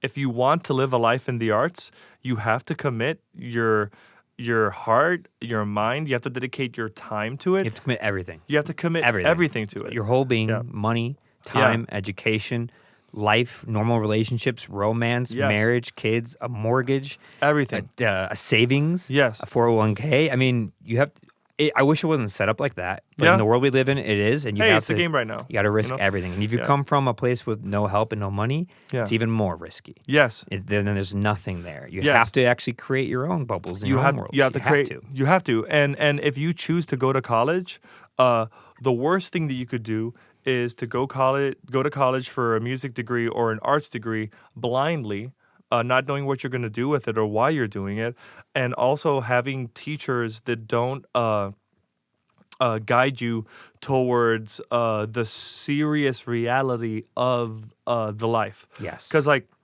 this life that we live is beautiful. Yeah. It's Friday, and everyone's at work right now. Yeah. And we're not. Yeah. I mean, I consider this part of work. Yeah. But I know it's not. After having done some serious work in my life, I laugh and have a smile and energy every morning because I work every day, all day. But compared to the work that degrades your body, soul, and mind, because it's not what you want to do, or you're underappreciated, undervalued, overworked, bad vacations, all that stuff. Oh my gosh. Which is a lot of people, and I've done it. I did it for millions a long of people. time. Hundreds of millions. Yeah. Billions, maybe. Yeah. Growing up like that, working those jobs, I have such appreciation and just complete respect for what I get to do, and I take it really seriously. It's a full life. It's a beautiful life. It's a life led by the heart if you choose to do it. Mm-hmm. There's frustration. There could be anger. There's a lot of being lost. So much lost. There's no map. There's no map. There's no compass that points in any direction. When you get to do this and you're doing it for real and you dive into it, like you and I and our peers, the compass is just spinning in circles. There's no direction. There's no rules. No one writes a rule book for this. No. Writing music is crazy. Mm-hmm. Putting an album out is crazy. When you put music out, that's something that wasn't there before. Mm-hmm. And now it can exist forever in many different mediums. Think of a world without Superstition by Stevie Wonder. Right. You can't. Yeah. You literally can't. Like, think of a world without Never Gonna Give You Up. Yeah. No, those. I mean, whatever. I mean, think of a world without Kind of Blue by Miles Davis. Think of a world without The Rite of Spring. Mm-hmm. You know, I mean, you can't. Yeah. Like somebody composed that, put it out, and the world. It's just part of the world now. I mean, forever. Dun dun dun dun. Yeah. Dun dun dun dun. Like forever. Hundreds of years this lives on, and it's in movies still and shows. It instantly means like something's going down. Yeah. Like you always know every time that happens, something serious has happened in this shot. Forever. It's crazy, and somebody just was like, I'm gonna write this. Yeah. I'm doing this. I mean, we know who that someone was, but it is beautiful, and you can't predict it. It's random. Some people pop with an idea in music, and they get a lot of eyes on them within a year, and some people it takes 20 years, you know? I don't, sometimes it is a little confusing when you're in it and you see stuff blow up and a lot of money and eyes go to a certain person. You're like, how did that happen? That's weird. But I usually don't have that problem. The more you go in and the more you realize those are so rare that it's not even part of the equation, you know? And if you spend some time researching people's careers, you realize that a lot of people what is even a late start, you know? Because, for example, one of my favorite saxophonists, Mark Turner, I think he started blowing up at the age of 43. But he played for like 25 years before that. Yeah. You know? And if you try to look for his discography, the guy has maybe, not him, but he's played on maybe 50 or 60 albums before that. So what you're saying is that like he recorded a couple albums himself, and he was on a bunch of other people's albums for about 20 or 30 years, and then at 43 he blows up. Nah, he's been living a whole life in music. Yeah, you know? Yeah. Or man, what was the name of that Brazilian composer that I played with? I think no one on the planet knows this answer. No. Anybody in here know the Brazilian composer that I played with? Royd played with?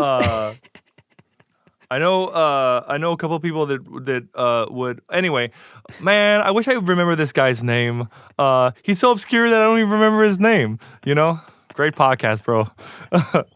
I want to do a very big lane switch. Yeah. To why a Caucasian man was born and raised in Puerto Rico. Ha! How does this happen? Okay. Well.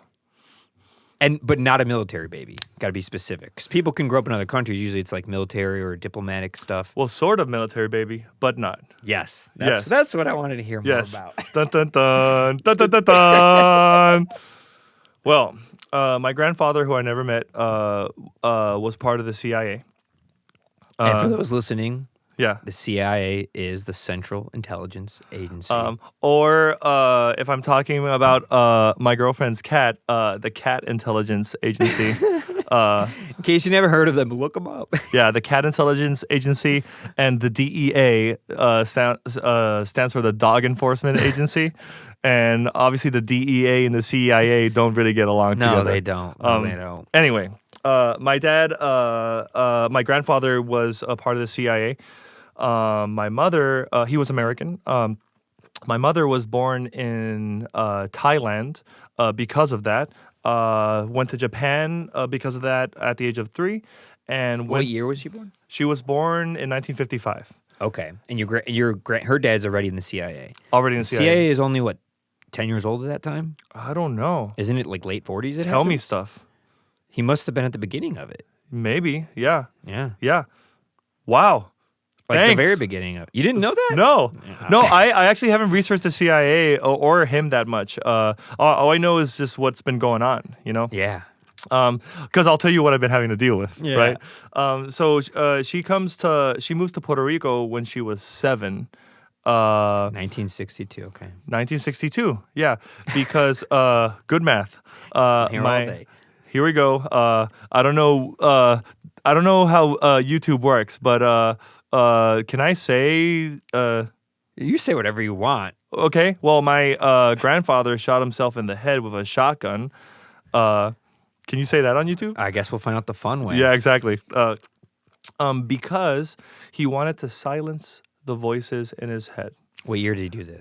He did that in 1962, if I'm not mistaken. Before they went to Puerto Rico or after? Before. And that's why they went. That's why they went. So 1960, where are they living at this time? So my grandmother was from Martha's Vineyard in Virginia. And my grandmother came from a apparently very, very wealthy family. I would say, yes, Martha Vineyard is a very wealthy place. Yeah, I've never been there, and I've only... That's all you had to say, and now it's like, well, okay. Yeah, I've never heard. My grandmother, Martha, was from Martha's Vineyard. Is it named after her? I don't know. I'm kidding. But no, is it? But I should ask my mom that. Roy, how do you have this insane history and you haven't been diving? I'm going to find out more for you. I know. Well, trauma. No, it's all good. It's all good. I got to ask my mom questions after this. I'm sorry. No, I'm it's not all good. trying to press stuff. No. This is good. There's a lot of blank spaces in my family history that I've learned about in the last 15 years. Because since my grandfather, the theory is that my grandfather was part of the MK Ultra acid trials. And because of that, he started hearing voices, and he was put in. This is kind of all a bit gray. We don't know a lot of stuff. I'm sure they don't let much out. Yeah, he went. He was hospitalized for a while, and he was let out for Thanksgiving. And on Thanksgiving Day, he did that. So Thanksgiving is a very weird. Yeah, that does that. Yeah. My grandmother would always throw huge parties on Thanksgiving and invite all the Thanksgiving stragglers just to make herself feel better about the situation. Yeah. She was an incredible person. That's sad. Yeah, it is. But I never met him, so kind of not a thing for me, Right. What, 20-something years before you were born? Yeah, my mother was 7, so it was sort of a thing for my mom. But it affected our family. Sure. And I guess the combination of being from a wealthy family, the hearsay of a very serious suicide, and all the maybe I don't know what you would call that, the shame, embarrassment, sadness, depression, all that stuff that comes with it. The CIA offered my grandma a job in Puerto Rico, and she just took it to get away. So she bought a house in Puerto Rico in 1962. I'm sure that house was cheap. Oh yeah, for sure. Moved my mom and her other children to Puerto Rico. My mother went to school at Colegio Espiritu Santo, 2 blocks away from that house. My mom raised me and my brother in that house. So like 2.5, 3 generations lived in that one house, and that's how Irish, French, German-looking guy like me with the last name McGrath ends up in Puerto Rico speaking perfect Spanish and thinking he's Latino. Yeah, I thought you were, a country singer. Yeah, I know. Your name and your look. Yeah. You'd be like, is he a country? He's a country singer. My dad's last name was McGrath. And he was a Texas Mexican. So he came from an American Mexican family from Texas. So you do have Mexican in you. I have Mexican in me. Yeah. Do you know like how much maybe? Like a quarter? Something like 10 or 15% or something like that. Well, my father's grandmother, my father's mother, my grandmother, who I never met, was Mexican. Oh, so your dad's half, your quarter. Yeah, roughly. Yeah. I did the 23andMe. I don't remember how that works. Okay.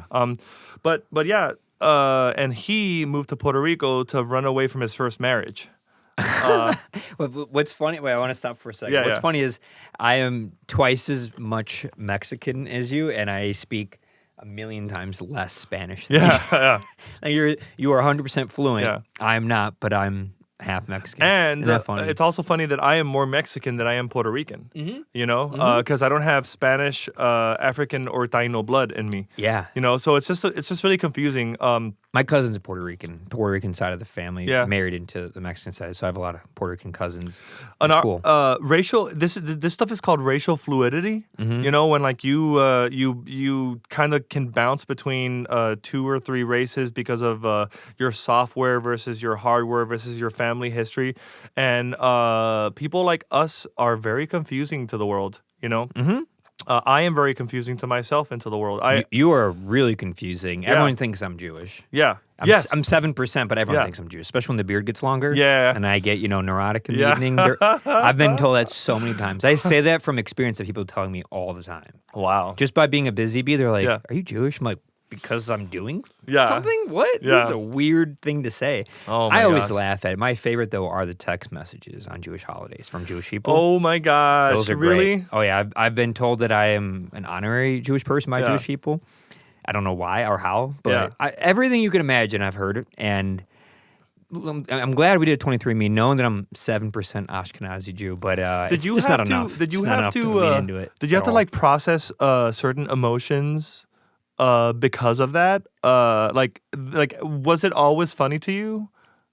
That people said that? Or at first were you a bit annoyed at it? Oh, anything that I've ever been called, period, good or bad, Yeah. racist or not, been called all of it. I always think it's funny. I think everything's funny when someone calls you something. Yeah. I guess for me it was different because since I am white, I always wanted people to know that I'm Puerto Rican, Mm-hmm. So for me, I've shed that emotion like decades ago. But Mm-hmm. I used to be so frustrated with people not understanding. Yeah. Yeah. And now I'm just like, hey, brother, you can think whatever you want. Yeah. My name is Roy. My last name is McGrath. Pero yo soy de la isla, soy de Torrey, así que whatever, bro. I think it depends on your mentality and how much verbal resistance and how much of a tough mind you have with that stuff. Because I have a tougher mind now than before. Right. I was raised on the tough mind thing, hardcore.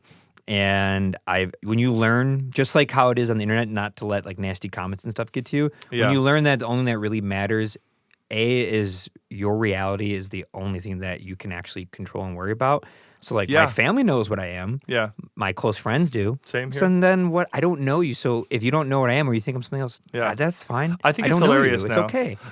Dude, there's people in Chicago that have known me for 10 years. And, like, last year were like, dude, I didn't know you were Puerto Rican. I'm like, have you not seen all the gigs that I post? Have you not heard your accent?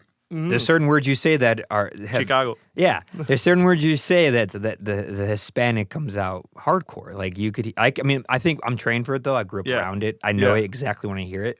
From my dad. My dad has a little bit of an accent, and my cousins. Like I'm used to it, so I hear it way better than someone else. But to me, it was obvious something. If you didn't tell me, I'd be like, really? You people have called me Canadian. No, I wouldn't get Canadian. They must not hang out with enough Canadians. There's a difference there, but I mean, your accent's not that much, but it's enough with certain words. Oh yeah, you know. And then there's certain words you've said that have like you clearly picked it up from being in the South. You said things with like a Southern thing, like the New Orleans got to you after being there for a bit. Yeah, a couple words, not a lot. It's just like a little way you say something. Yeah, I say y'all all the time because of New Orleans. Yeah.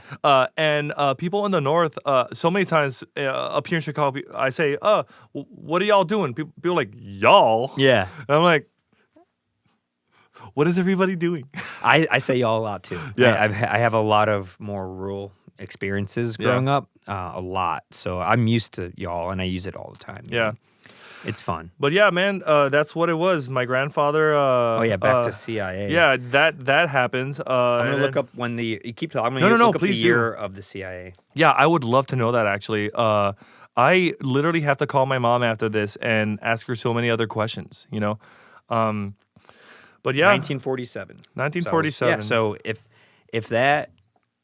if your mom was born in 55 and he was there before that, do you know what year he was born, your grandfather? No, I don't. In the 20s? Probably. Yeah, that could have been perfect timing for him to be at like the very forefront of CIA and like the MK Ultra thing, That's crazy. How did you not know this? I don't know, man, because I don't know American history. You're right. Because all my textbooks were in Spanish.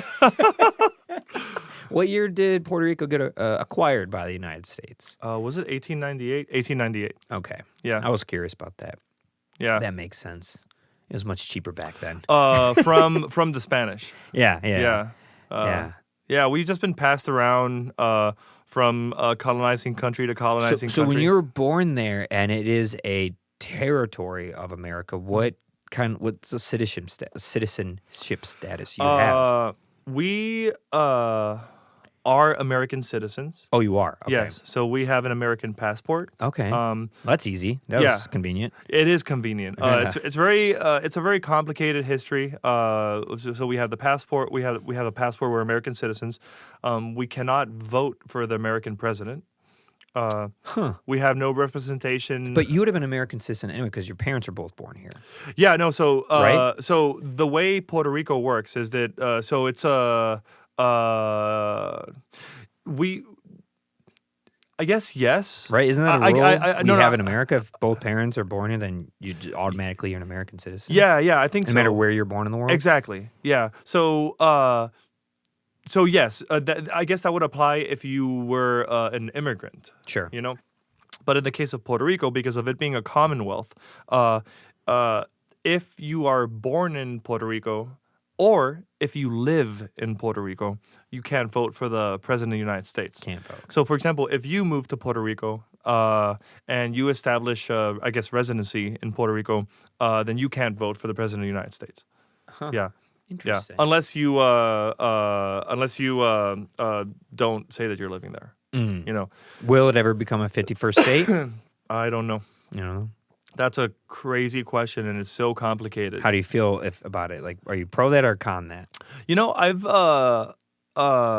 it's so complicated, and I am undecided because America has treated Puerto Rico very poorly on a lot of different fronts. You know, there's a couple of laws that have been passed in the last couple of years since Hurricane Maria that have decimated the island because it is there's a law called Ley 2022 that is significantly reduced the amount of taxes that businesses in Puerto Rico pay.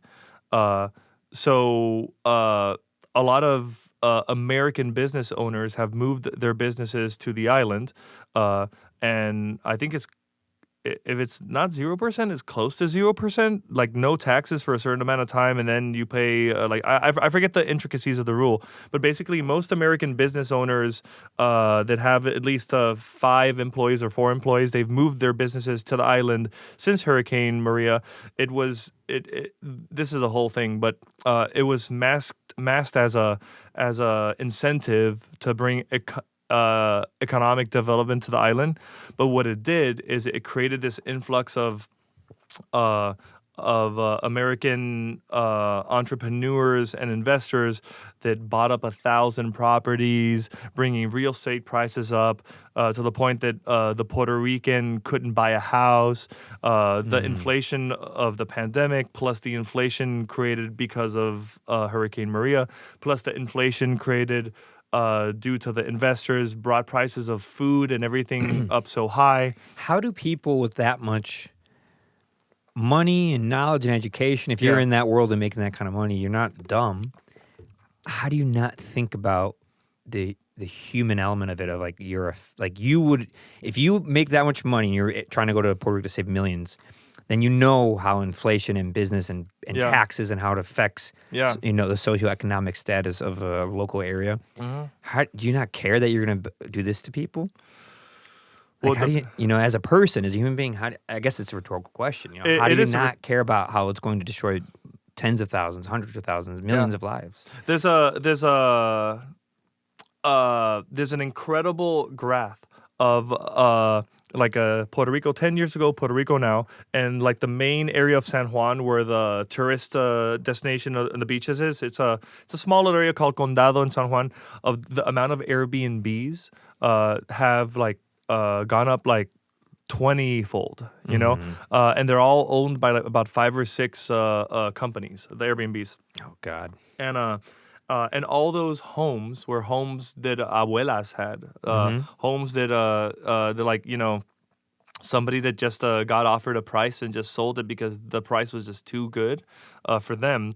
Probably pennies for the investor, but for the Puerto Rican that went through like a certain amount of strife in their life, they're like, I have to take that,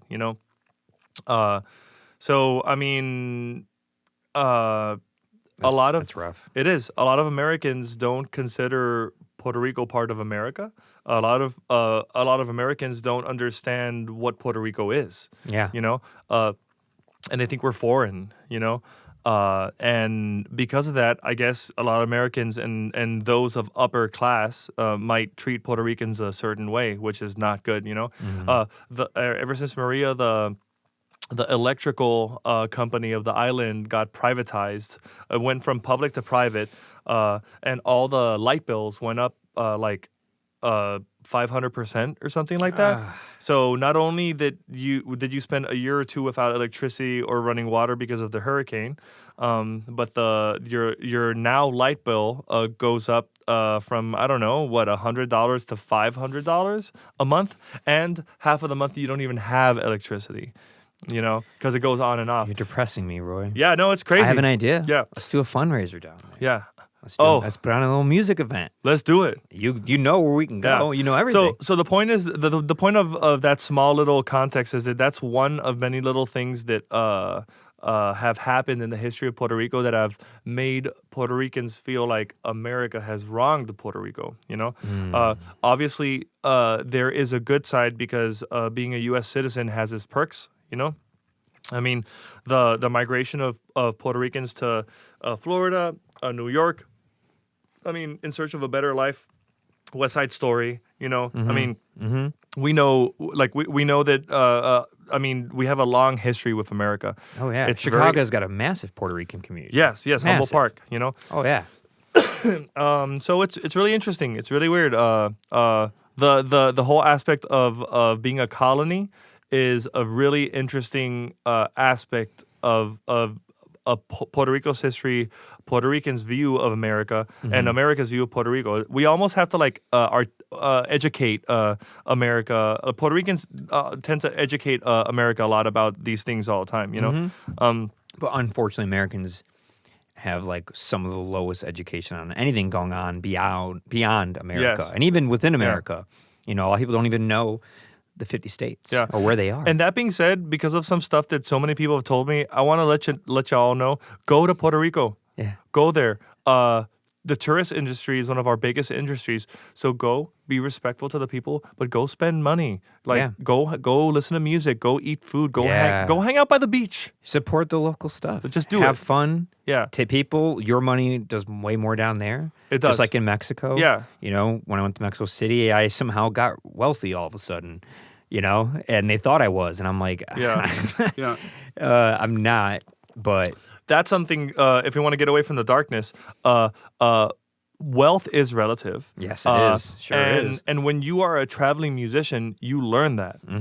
Because you can play, I played gigs in Mexico and I played gigs in China where I thought the pay was low, but the pay was high compared to their currency. Sure. You know? And that's when you realize, like, wow, you know, we have more than we think. Oh, yeah. You know? We are highly spoiled. We are highly spoiled. Yeah. America it's got its own problems, and you can't, you know, forget that, not talk about it. But in the actual grand scheme of it and the grand scheme of history, what we have here and how much money we generate here, and our access to stuff and our safety and our regulations and our air, like the list goes on. Yeah, we'll have problems. Maybe one place is dirtier or water. But some countries, all the water, all the air, all the roads, every car, everything is bad. Yeah. Like Mexico City, like it's rough. Like the air is difficult to breathe. Oh my gosh. It's harsh. Yeah. It's stinky. The water could kill you. It's rough. But because of that, it's a hard place for people to like grow. And it could even hurt your life expectancy. It also makes you appreciative of things. Oh, yeah. You know? I mean, when you grow up with scarce resources, you value those resources. When you grow up with a lot of resources, sometimes you don't value, you know? I was thinking while you were saying that, like, you could view this podcast two ways. I mean, many ways. But you could say, this is just two people in the art industry with two microphones, a camera, and a computer just talking a bunch of stuff, right? Or you could say, like, these are two people in a society that is so advanced that you could actually have the technology to make this all happen, which is an absolute blessing compared to, I don't know, 65% of the world, you know? 99% of the world, historically speaking. Yeah. The fact that we could do this during the work week, in my home, in a studio where I have all the equipment, and then I could put it on the internet for it to live indefinitely, where anybody in the world can access it on any platform, video or audio, for free. Crazy. It's wild. I have and that's why I do it, because I feel fortunate that I can. I'm aware of that, so I do it because I can. Yeah. And I do it for those who can't. You know, that's a lot of the reasons why I'll do stuff. Even I say it about voting sometimes, like this presidential election, which is, I'm not even going to talk about it, but it's like, if I do vote, I vote for the people who can't, or for people in the history who didn't have the right to vote. Yeah. If because I don't even agree with any of these people that I have to vote for. Yeah. But if I do decide to vote, it's for those who can't, those who've been hurt and had no voice. I'll do it for them. Because, sometimes, I don't like the candidates and stuff, but I don't want to be some countries you don't have a right to vote. Yeah. Or you might only if you own something, or if you're married, or they have different rules everywhere. Some countries, you would be fearful to vote for progress. Yeah. You know?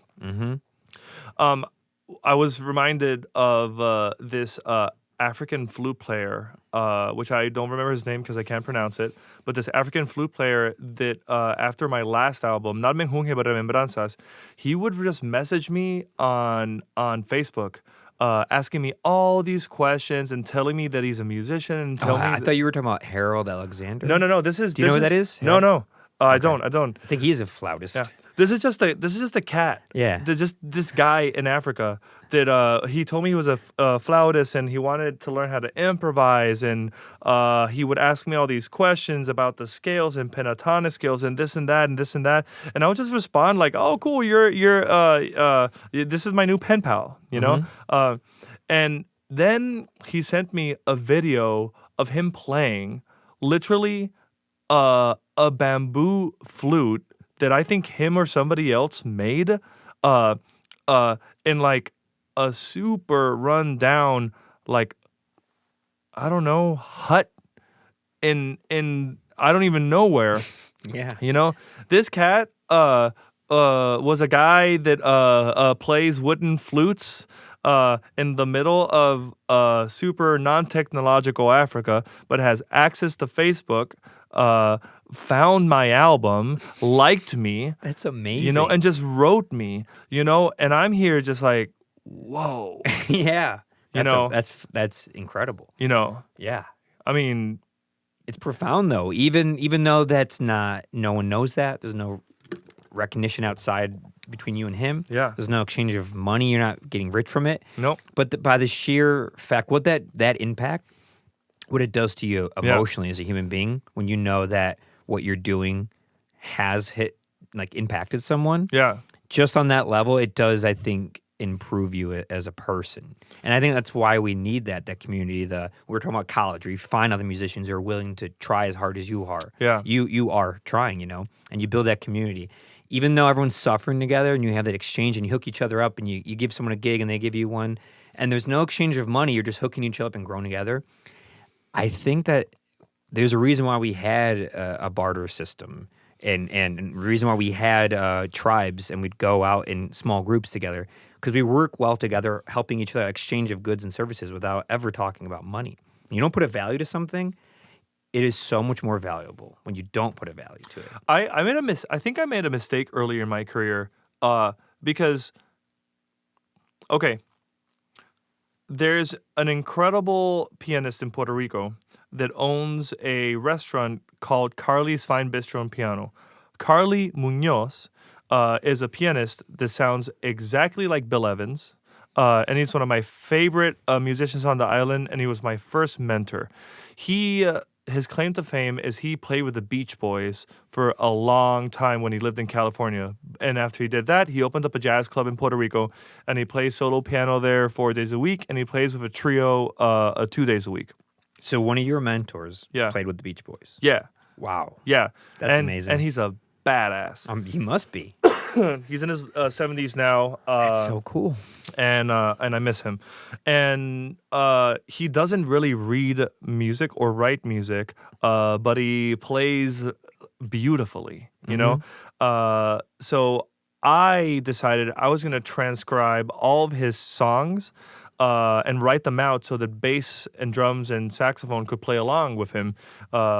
And so I took his 5 or 6 records, I wrote out all the music, and I made like 6 or 7 books, which I did that about 15 years ago. And he still uses those books, and now he can have a trio play more of his tunes because of that. They don't have to like listen, he can just read, you know?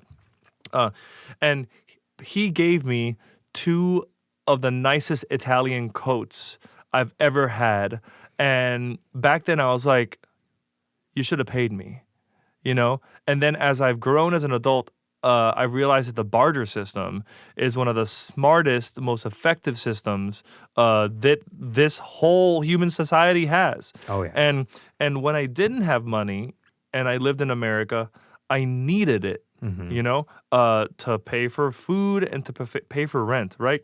But as I economically progressed, I am now at a point where I think in the last 2 years, I've used the barter system more than I've ever used it in my entire life, you know?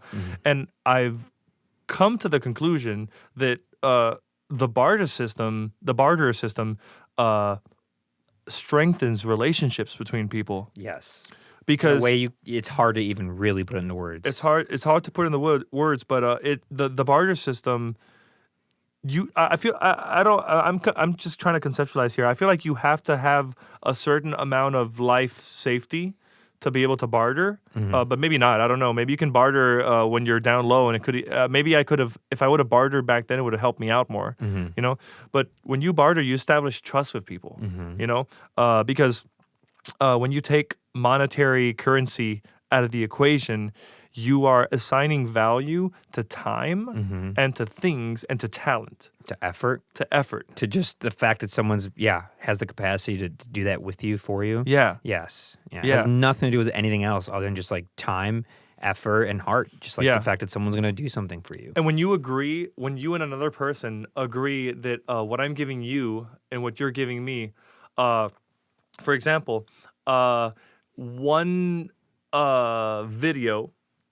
4-camera angle video live in studio for a 5-piece horn arrangement, and I record for free, but you have to pay the other guys. Yeah. You know? Then you establish trust in like the weirdest way, because like you're valuable and I'm valuable. Our talents our talents are different, but we value each other. Yes. You know? Yes, it's a confusing system because I don't know any other way, and I do it every day, all the time. I do it with everyone I meet. I just instantly start doing it. I think I was afraid to do it before. Really? Yeah. I don't know any other way. It's what my parents taught me. It's what they've done. Really? Yeah, my whole life. I've never ever paid or hired someone to fix anything at my home or my property ever, unless it was under some type of warranty and they just came for free. Any maintenance, construction, contractor, never. Either an uncle did it, a family friend did it, or I did it, or I learned from them, and I learned to do it, and eventually I was just doing everything myself as a kid, fixing everything because of learning that system. Yeah, Uncle so-and-so comes by and helps me do the roof. Now, when he needs it done, I go do it.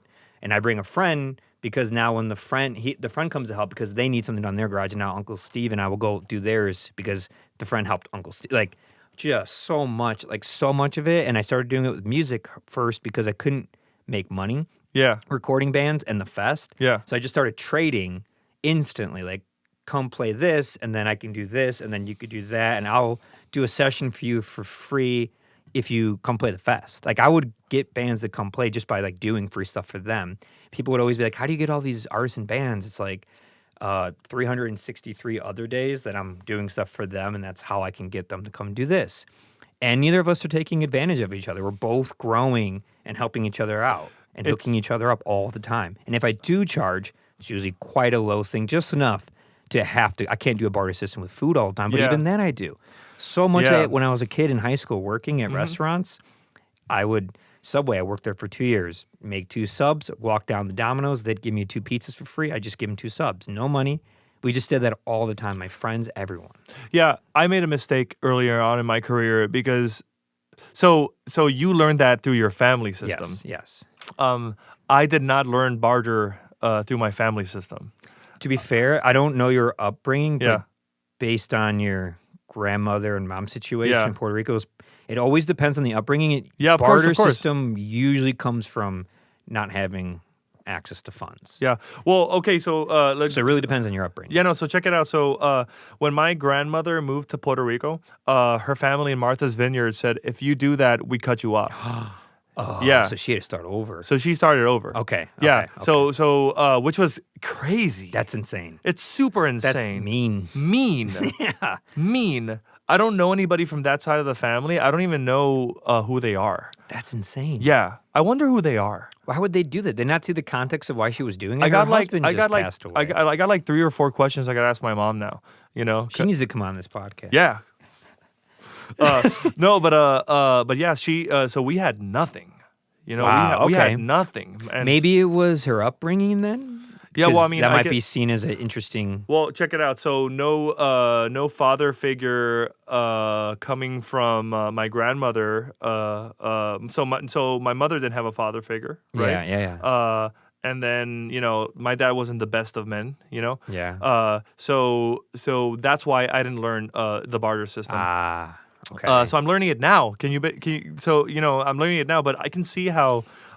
So this is just me being human and being imperfect, but I can see how it takes a lot of trust to do the barter system from an early age to the more complex musical stuff that we do. And it requires a lot of trust. And I admit, I think I'm fearful of that a bit, you know, because I'm fearful of taking advantage or somebody taking advantage of me.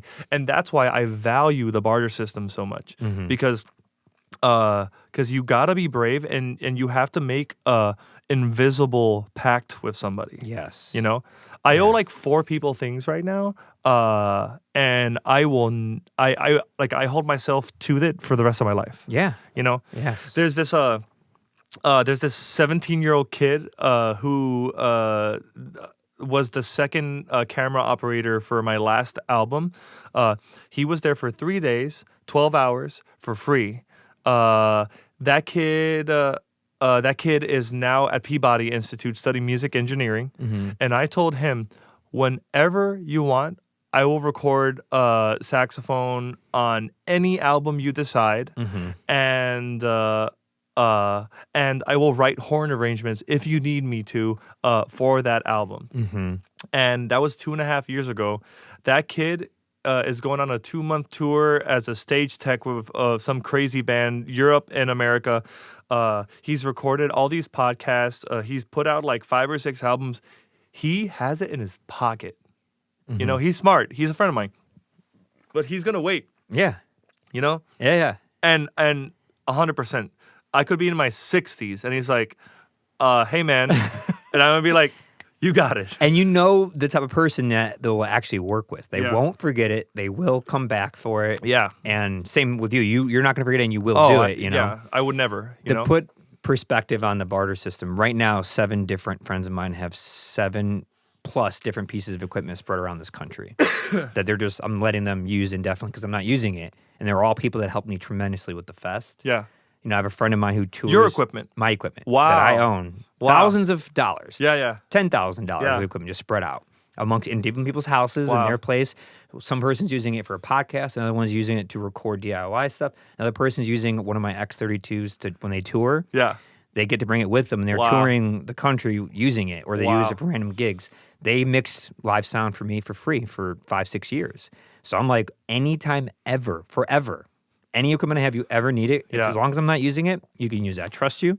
You can use what I have as like a freebie shop to come through. This is now, I wouldn't do that for important. everybody. No, of course. And there are certain people, if they ask, they'd be like, sorry, I can't do it. But there are certain people, it's like 100%.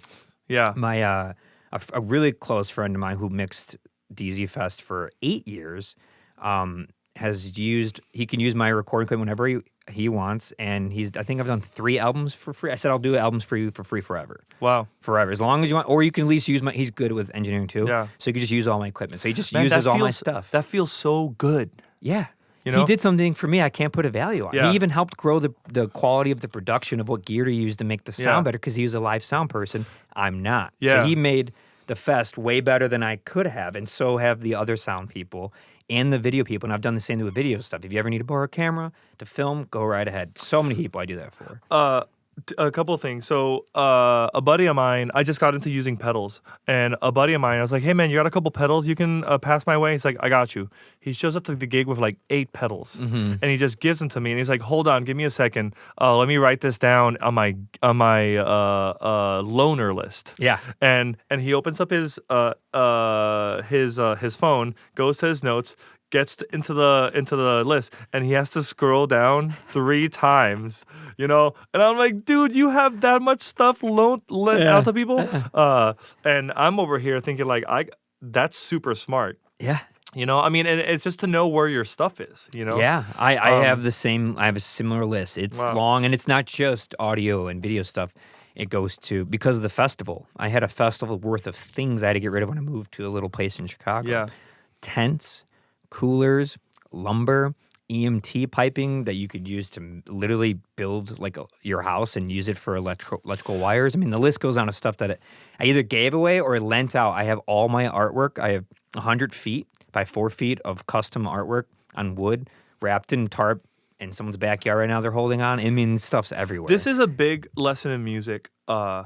I think a lesson that I've learned in Chicago in the last 10 years, starting with my best friend who's a contractor, who I told him, could you please help me put up a shelf? And he's like, bro, you don't know how to put up a shelf? This was 10 years ago. Yeah. Yes.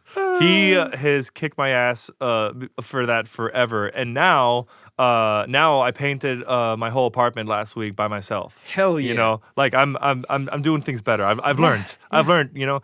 But he taught me, and me and him, we'd always just do stuff for each other. And he taught me the true meaning of because I'd always want to pay him. And he'd be like, bro, chill. You know?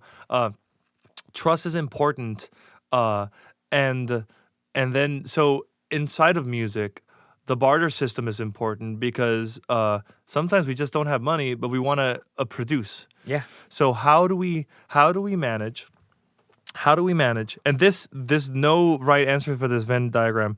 How do we manage not taking advantage of anybody, trusting everybody, using each other's resources to produce and create art? And it is transactional, but it isn't transactional. Yeah, it doesn't quite go to the full because there's no monetary value to it. I mean, there is as far as time or the object itself, but not. Well, in grant writing, it's called in kind. In kind? In kind donation. You know, like when you donate your time has a value. Yeah. Grant writing and grant writers and all those organizations that give out money to you for your projects or for your series or whatever, right? You know, like they want to know like how much are you actually paying out and how much are you just doing, right? You know? But when it comes to friends and musical colleagues, it's like there's no like how do you assign value to that, and how do you assign trust to that? It's hard to explain. I'll say first and foremost, it makes friendships 10 times better. That's what I'm saying. When you do it well, when you do it well, friends, you make way more friends, and it makes them. It makes the experience so much more fun. Yeah, because I think it's very old. It's a very visceral and natural state. Because I think it's what humans did forever. We didn't have currency. Yeah.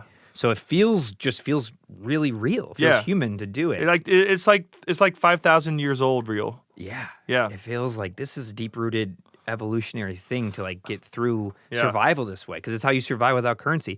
Man, I can't do this skill, but you can. I'll trade you for what I can do. And you know, like you're talking about learning more about contracting something like fixing stuff yourself. Like I'd be like, literally, I mean this seriously too. Like Roy, I'll help you with that stuff. I'm very handy. Spent my whole life doing that. And then, if I ever, like, I'm working on a record and I want a cool sax line, like, will you come play on it? Are you kidding? Exactly, you know? Yeah. And it's easy because it's like... From my perspective, you're giving me more than I'm giving you. No, you're not, because what you can do, what you spent 20, 30 years doing, very few people can do. I know, but... That I actually even know at the level you can do it and the arrangement that you can actually... And I know you, because you feel that way, you're probably going to go above and beyond. Maybe like, okay, I'm going to do this one part, but I arrange stuff. And can I play like 4 instruments on it and build like a...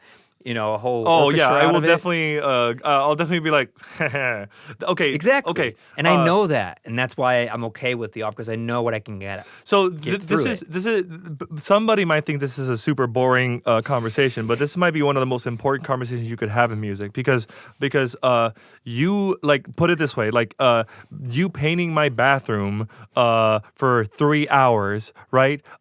Might value when there's trust involved might have the same value as me recording 16 bars of a saxophone solo, which might take me 4 minutes, right? Or less, because I know how many hours it took to get the skill to do that. It doesn't take as many hours of skill to learn how to paint. It might take 20. To do what you do, it's tens of thousands at this point. Good sound. If you phrasing. said 8 to 10 hours a day in college, and I know all you do every day. Oh, and I was so bad. But you still play every day in some way, shape, or form, from teaching to just practice to a gig to hanging out with friends. You probably almost play every day, right? Check this out. Oh, no, every single day. Right, yeah. Exactly. So that is, I know how much time and skill that takes, because I do my own stuff every day, and that's why I know what I know. And that's if say I was charging $100 an hour to come paint, it's $300 for 3 hours. For you to come in and do that, to me, that's totally worth $300 because I know how much more time it takes. Yeah. It's a more refined skill. Yeah, man, I'm learning so much about conceptualizing bartering right now, you know? I could give people PhDs in bartering. Let me tell you, I'm literally a master of it. It's all I've ever done. Let me tell you something that I just did. And I say that I'm trying to be humble. I just, I mean it. I say it well, sincerely it because takes it's all experience, I do. you know? I literally did it last night. Like, I'm living it right now. Yeah. Like, it's all the time. It's all the time. And that's why, I mean, and it builds your career. It builds character. And the more you do it, you get better at it. And you could see who you can do it with based on their constitution and their character. My buddy of mine hits me up. This was a month ago. And he's like, hey, man, can you record an 8-bar sax solo on my rock album? Mm-hmm. And I'm like, yes, you know, please, you know, easy as pie, cool, awesome, right? And I'm like, he sends me the track, and I listen to it, and I'm like, dude, this sounds awesome, but have you thought about putting strings on it? You know, and he goes, well, there's this other track that I wanted to put strings on it. Do you want any string players? You know? So I'm like, well, yeah. Right? Yeah. So he sends me this other track, and it's like the two tracks are really good. They're beautiful, you know? And I'm sitting here, I'm like, I need to work on my string writing. So I'm going to write. So I was like, this is, let's do this, bro. I'm not going to charge you for the sax track, right? Let's just do it because friends. I want to write string arrangements so I can practice, right? Can you, and then Olia will record it. And then could you just like owe us a single? Because he has a recording studio. Oh, okay. You know, and it's like, yeah, no problem. Mm-hmm. So I write 2 string arrangements. Well, I co-write it with Olia. Because I don't play strings, so you know a string player will be like, no, do this instead. Mm-hmm. So we write some pretty cool string arrangements. Olia comes in. So I record the sax solo first, right? It's an okay sax solo. Not super happy about it, but my buddy is super happy about it. Then Olia comes in the next week. And she puts down 15 violins stacked on top on one track and 15 on the other. So 3 or 4 voices. So like a whole string section. Yeah. And these tracks just explode. Yeah. Like, I mean, it just added so much color that then we're like, well, you know what? Let's re-record that sax solo because it makes no sense now. Yeah. So I'm gonna go back in and re-record the sax solo, and this is all barter. I did the arrangements for fun and for free. Olia recorded everything, and then Fugudugu is gonna just get a single, which awesome. You're probably gonna mix. You know? Yeah, and that's fun. And the barter system, it has its own spectrum because sometimes money can get involved, but it's usually a low amount of money. It's not enough to make anyone bad in the eye or feel weird. Yeah. But it might be because it starts to be too often. Yeah. So you just a little bit of money, $50, $100, just something. And I do that a lot. Like, all right, I have to make money and buy food. I just won't charge you $500. It's gonna be like $80 because I know that's gonna pay for groceries for a week. Like I keep it real simple. Sometimes it's almost like it's nothing that anyone would bat an eye at. They're like, that's it. I'm like, we're hooking each other up all the time. I just need a little bit for like I know I'll pay for my gas and food for the week. I'm cool with that. My best friend is a videographer and he's a singer-songwriter. And I produced his 16-track album. And I also arranged strings and a 4-piece horn section for him. And we've known each other for about 6 or 7 years now. When I did that album for him, I charged him 100% real money for it, and he paid me for it, right? And since then, me and him have bartered video and music stuff, so this and that. But like now, he did like a professional video thing for me for my last album, and I'm paying him real money for it. Mm-hmm. You know, so sometimes when there is trust. Sometimes you use the barter system, depending on how things are in flux with the economic position of both people, and sometimes it's like this time you're gonna have to, and so like you pay real money, so it's beautiful because it's all about trust, it's all about trust, and the number one barter is food. I can't tell you how much I don't buy food because bands I'll be like, it's fine, we'll just do it, and they just take me out to get food all the time. It's not that much money, maybe 20 to 30, 40 bucks max. It's not anything expensive. Yeah. But I do the thing because like I just need to eat to survive. I already own all the equipment. Yeah. I already own everything. Yeah. So if it means that we get to have this cool system going on and we're cool with each other and friends and we get to share, talk about the record we're working on while we're eating dinner, I will much rather have that and have free food. And also, it's important how long have we been talking? We'll get back to the CIA. No, it's all good. This is the important thing. This seems like an elemental discussion, but you need to layer this on top of the fact that you are working musicians or engineers, recording artists, videographers. Like you are working, you are making your money, right? You are producing, you are creating. It's all part of the momentum. Mm-hmm. So when you incorporate the barter system on top of the fact that you have paying gigs and you're producing music, an album costs so much money to put out, So if you can barter things here and there, what you're doing is you're ensuring the fact that you can release the next album faster, So you barter to keep the ball rolling, I've released 5 albums under my own name. I have 2 more already recorded to come out in the next 2 years. And I'm recording a 3rd one with that same band in July. So I have like basically 3 albums in the bank? In the chamber, in the bank, ready to go. How many people in the band? A quartet. It's the quartet that went to China. Oh, we need to do a video session here. Yes, we do. How has this not happened yet? I know. I thought about it. I love your drum set.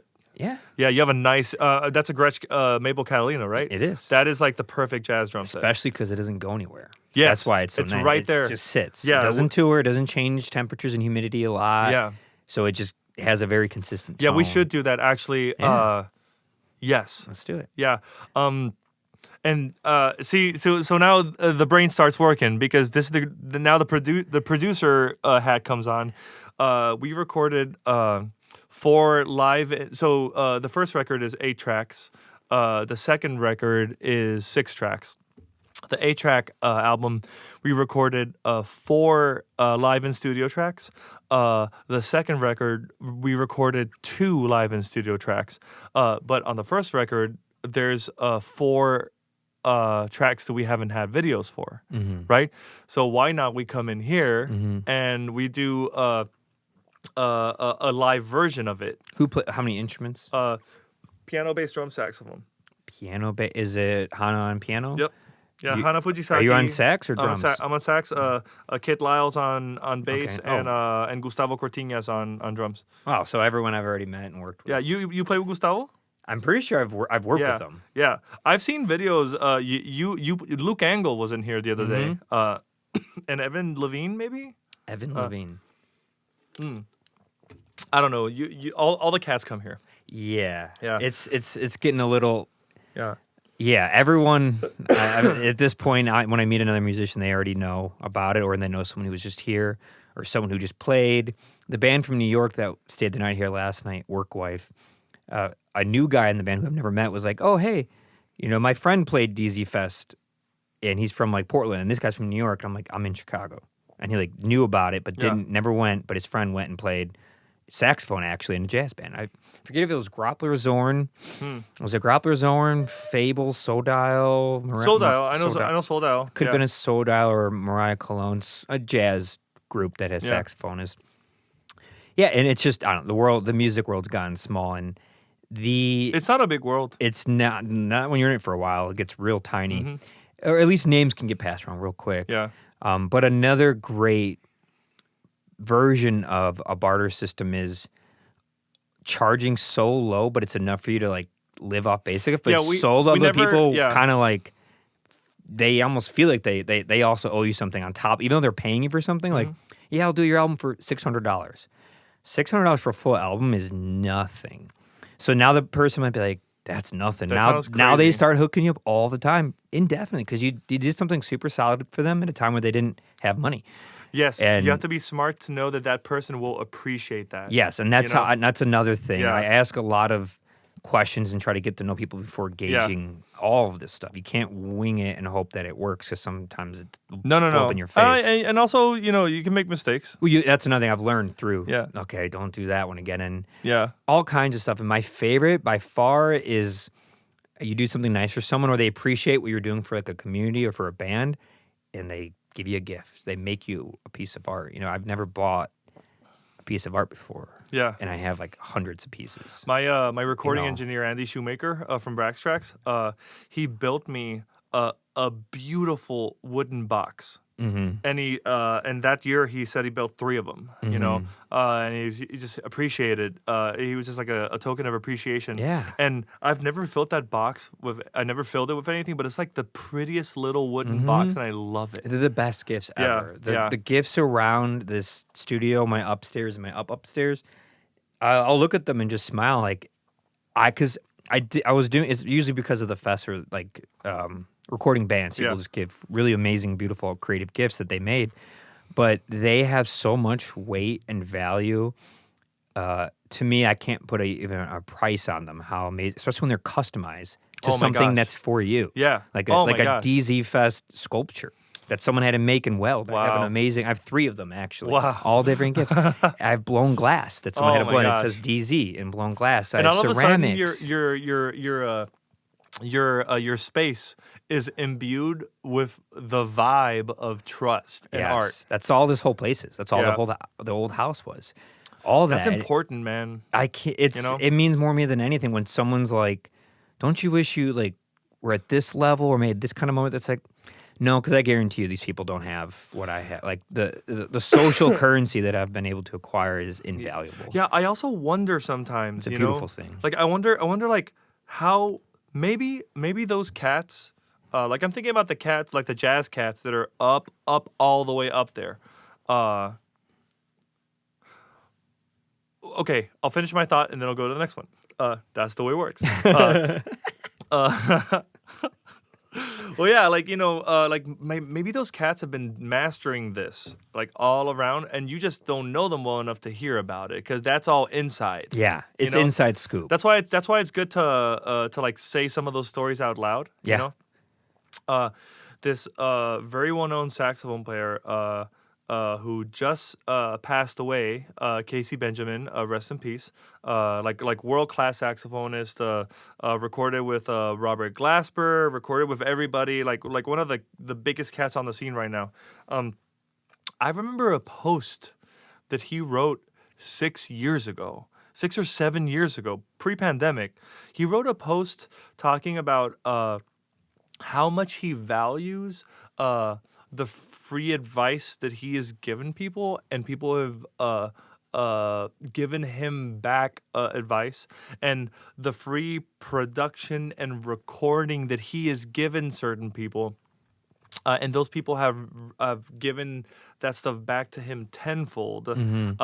And then the last paragraph is it was like a whole thing, and he also talked about how and he is so sorry for the times that he gave. No, he's not that he's sorry, but there's a bit of regret, but it was a learning experience when he gave more of himself than was received back, and he felt taken advantage of. Mm-hmm. So he casually put this post up about how one of the best saxophone players in the world, who rest in peace, but he put this casual post on how some of the best experiences were just like a handshake between 2 different talents, and unfortunately some of them don't pan out.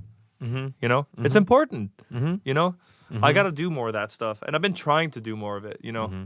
It's hard. Sometimes it's impossible to keep a memory of that ledger. That's the thing you can't have. Yeah. You can have if you lend out gear, obviously that's like a ledger. Keep track of it. Well, that's but as far material. as the favors, you can't do that because then it just turns into now you're an account of actions. No, yeah, you can't do that. And trying to put a value to it, you can't do that. Some of the favors too, like you have to ask yourself, why are you doing it? Because most, if not all of the favors are for the benefit of the art. Mm-hmm. You know? Mm-hmm. Like you're doing it because that person just needs help. Yeah. And then you help them, and then all of a sudden something is made. And you look back and you're like, we did that. Yeah, we did it. We collaborated. And another important thing is so cool. The web that can grow when people know that you're solid on that and you deliver every time and you're gracious with your hookups. The web, and even if you charge a little bit, but knowing that like he doesn't charge much, but everyone just starts hooking you up because they are like, your service is amazing, but it's so affordable. I have to like do you a solid too at some point. So that's a really, really difficult thing to teach and explain because you have to be willing to like not make that much money here and there. But in the grand scheme of things, it always brings you so much. Like someone like Olia was an amazing person to meet because she's been bringing bands and jobs to me for the last 3 years that I've known her. And because of that, I always will do things at such a low rate for someone like her. And I have a couple friends like that, some closer than others, because they just keep bringing so much more work like forever to me because they're like an evangelist for the music scene. And like, you got to go there. He's great. And they just tell people all the time just because of a couple nice acts, even when you didn't even know the person. Simple things like that. It's tricky. The other side of the coin, which I wonder about, are the people that are like, I do not move for less than this much. Oh, yeah. I know those people. I do too. My favorite is when it's my students and they think like, wait, I got to do an internship for free? Or like, I got to do some gigs for free. I was like, I didn't charge a single person for 5 years. Yeah. My first 5 years of recording people and buying gear from 2010 to 15, zero money. I worked at UPS. I didn't make no money doing music. 5 years, but built such a portfolio and the fest and the podcast and everything that from there on out, it paid for itself. It's been growing ever since. This is why there's no map. No map. There's no map. No map. I would say that your career has had more humility up front than my career has. You know, like just hearing you talk about the way you did the barter system, the way you exchange, the way you work yourself up to where you are.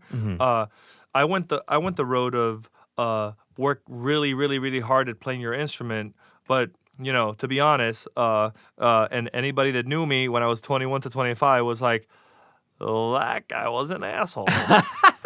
Really? You know? Yes. I can't see it. You've changed a lot then. Boy. You're a sweetheart. Oh, I mean, I'm still an asshole. But I've shed a lot. I've also worked with a lot of musicians, so assholery is I have a strong skin for it. Yeah. I mean, at this point we all do, you know. Yeah. But I've been working more and more to just, you know, you have to set up the energy in the room for success. You know, it's all about making the music that moment as best as possible, or that art, whatever it is. It's energy. You know, negative energy. There's a place for negative energy. There's a place for all energy. You know, but whatever the energy that you need to convey in that moment is, that's the energy that needs to be there. You know, so you know, if you are a servant of the art and if you're a servant of the music, then serve that. You know, you know, whether you have to barter or you have to write charts or you have to listen or practice or play differently than you are or go outside your shell, you have to serve it. You know, you have to. It's I mean, that's when you hear the best play. Like when you hear drummer Brian Blade play or Joshua Joshua Redman, Brad Meldau, Brian Blade, and Christian McBride, one of the most incredible saxophone jazz quartets of history, or Miguel Cerón, Miguel Senong is my biggest idol. I wish he was more of a mentor. That's my fault because he knows me and we talk, but I don't talk to him enough. When you hear him and you hear him speak and you hear him talk and you hear how he approaches life, he's the best saxophone player in the world for me, Miguel Senong from Puerto Rico. The man serves music. He just serves music. And I've heard so many stories about him. All he does is serve the music as best as he can to his ability. You know? Yeah, because you can't own it. You can't be a master of creativity or an art. You can be masterful at it, like you get really good at it, but you can't, and I mean master more like you can't own it. You don't own expression. I like to say I'm just You don't own expression. No, I'm a mere servant of expression. That's it. I just want to help serve people's expression because it brings a type of, you could say, energy, an essence, a feeling to what it is to just be, to live. Because work is work, construction, accounting, lawyers, doctors, these people are important. But every single person and all that they do in the in-between is looking for or digesting or taking in some type of expression. It could be a podcast, it could be culinary arts, it could be podcast or film, it could be music. Doesn't matter. They're doing it either at work, before work, during work, on the way to work, anything like that. And if they're just in the sports and not music, do you know how creative sports are? Growing up playing sports? Oh, yeah, no, I played it's an soccer. insanely creative endeavor. I played it's physical creativity. Oh, my gosh, it is. The way your mind works, I see so much of that when I'm in a band and playing a song. It feels like I'm on a team and figuring out who has the most, like, our parts and what play we're going to do. Very similar. Just one is extremely physical and the other one is more mental, with some physicality, but more mental. Yeah. That's the only difference. So, yeah, everyone needs it. Everyone yearns for expression and creativity, either their own or at least they want to take someone else's and, and appreciate it. So you can't own that. You have to serve it, live it, and keep doing that over and over again. I don't want to own that. You just can't. I think that's why people seek it so much. Yeah. Anyone, You have to let go. You gotta let go. It's such a vague thing because like we talk about this stuff and then it's experience in a point in time. I think it's important for people to know that like at every single point in time you will view your career, you will view music, you will view value differently. Because I did not think about this 15 years ago. I've had some moments in my life where I've been so poor that I'm just like, I need $50 right now, And now here I'm thinking, here I'm saying, no, you just gotta let go, It's different points in time, and they're all valuable, But if I've been saying this to a couple different people lately, and I say this to myself all the time.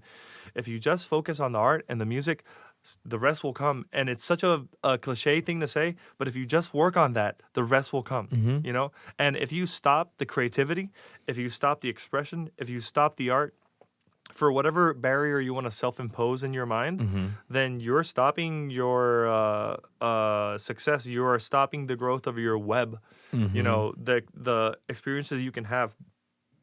And also, sometimes I've been so deep into the life of art that I'm completely lost in it, and that is also a whole vibe, Playing music every day, listening to music every day, studying music every day. When you're free, you're going to other people's concerts. You're just lost in the sauce of the sea of music, and that's when you realize that it's just an ocean, And that can be inspiring and overwhelming, But an ocean's a beautiful place with amazing secrets and adventures and things to explore. It's endless. If you know how to swim. If you know how to swim, learn how to swim. But that just takes, in this metaphor, swimming would be building up resilience and learning how to just be okay with who you are and what you do. And in that thing of what we're talking about,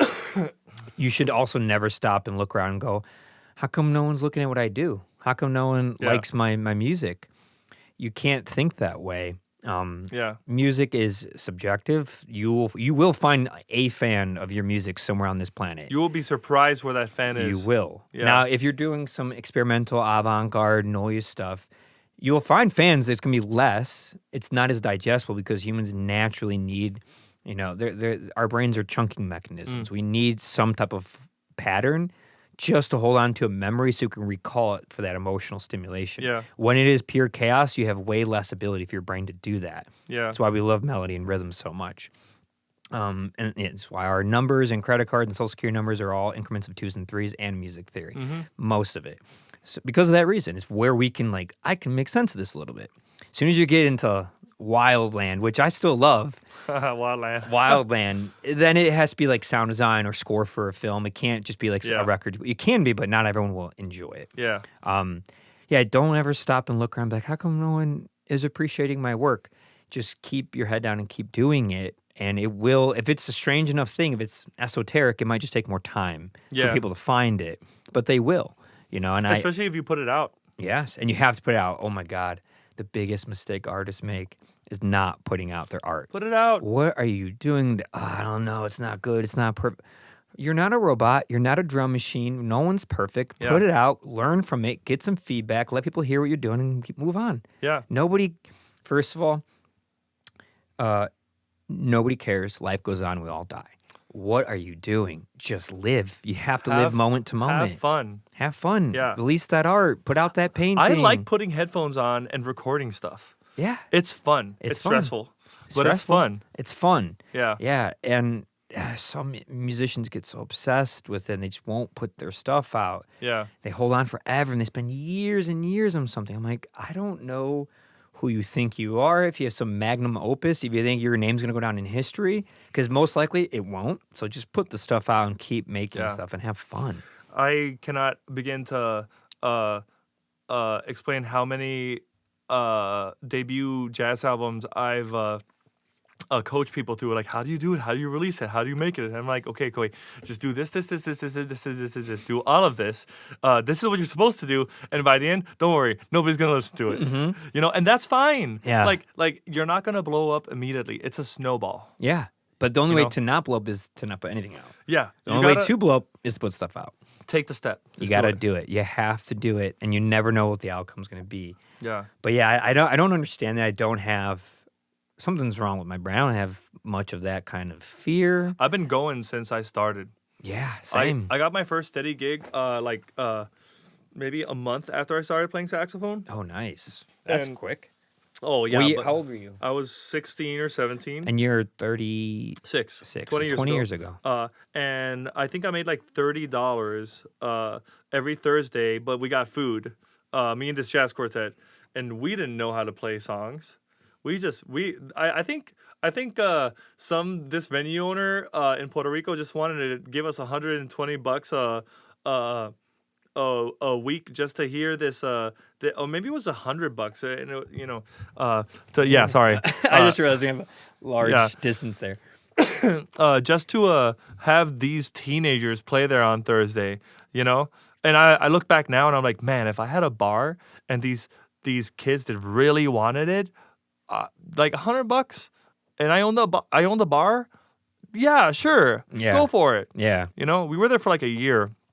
I remember we were playing Naima by John Coltrane, this incredibly complex ballad.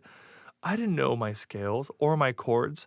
What on earth were we playing? I have no recordings of that. It was probably so bad. But that's how you learn. Yeah. Those are the formative years. We all had them. All of my music and recording and anything I was doing from ages 14 to it's hard to say when it got better, but I'd say like 14 to 22. It was all pretty darn bad.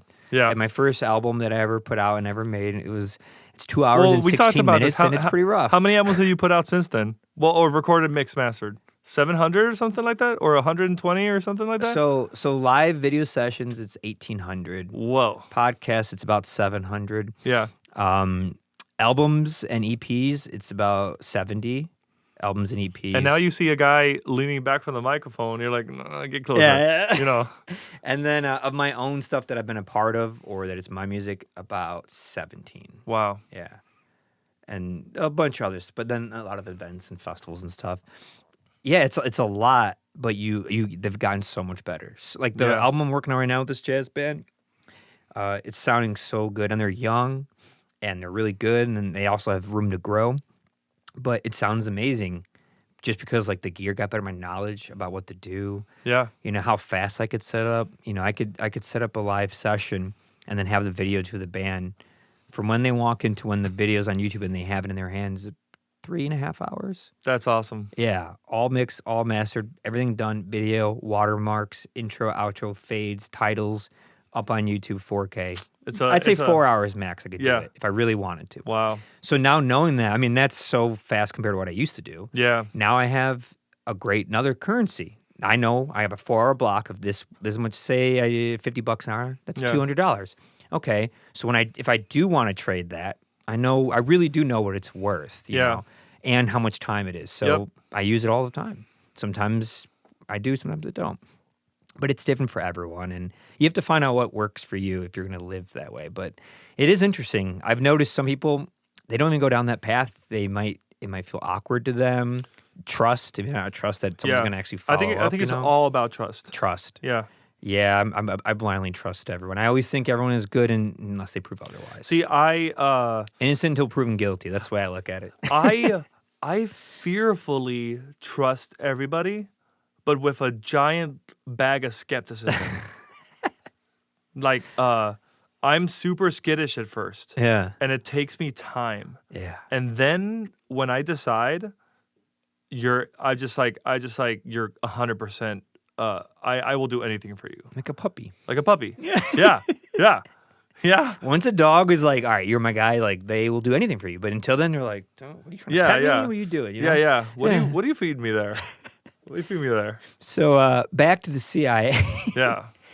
So in your life and family, it's just kind of like, to be fair, it's probably just a sad story, but like there's no more like information or anything about it. No. It is what it is. No, it just is what it is. Yeah. My mom doesn't know much about it. The only thing that's kind of a thing is that like my mom every once in a while writes the CIA to get information on his files, and they're like, well, if this person did work for the CIA during this time, and if his ID number was this, then we have no records of him. But feel free to try later. They are the.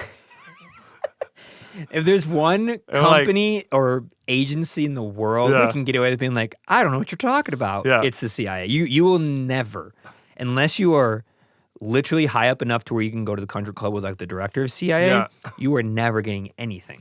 She told me that letter once. You could be working there and ask for information. Like, if you don't work here, what are you talking about? Like, who knows what they're capable of? Sorry, what were you saying? No. I mean, just like, she showed me that letter once. There was if his name was Roy. It wasn't. Yeah, his name was Roy. So if Roy Litke, if Roy, so you're named after Roy? Yeah. I'm like the third or fourth Roy. So if Roy Litke worked for us between this time span and his badge number, whatever it is, was this, we have no records of it. So. But feel free to try in the future. So it's like in the future. Why would you have it in the future, not now? Because it's a locked file. It's a locked file. Don't those files? Isn't there doesn't classified stuff get released? Isn't 70 years or something? It has to be, and then you're good. Well, I guess it depends on what type of stuff is in there. Man, it'd be so great to know. Because I've watched those MK Ultra documentaries and stuff, and once you said, I was like. Was Roy, I guess his name's Roy. Yeah. Is Roy in any of these? Is he a part of any of this? Yeah. I mean, that's wild. It is wild. And it's very vague because that could have been it. Or maybe he just actually heard voices. It's possible. That's why I was asking his age, because schizophrenic, mental health issues like that, you usually know by a certain point. And agencies like the CIA do such an insane job of vetting people before they even hire them for that it's rare that you would, unless he had like PTSD through what he was doing there. Yeah. Also, workshopping this was early CIA, right? They probably weren't as sharp on that yet. Exactly. Also, this is why I have to ask my mom more questions, because I think my mom did tell me that my grandmother didn't really see anything weird in him. It was out of nowhere. Yeah.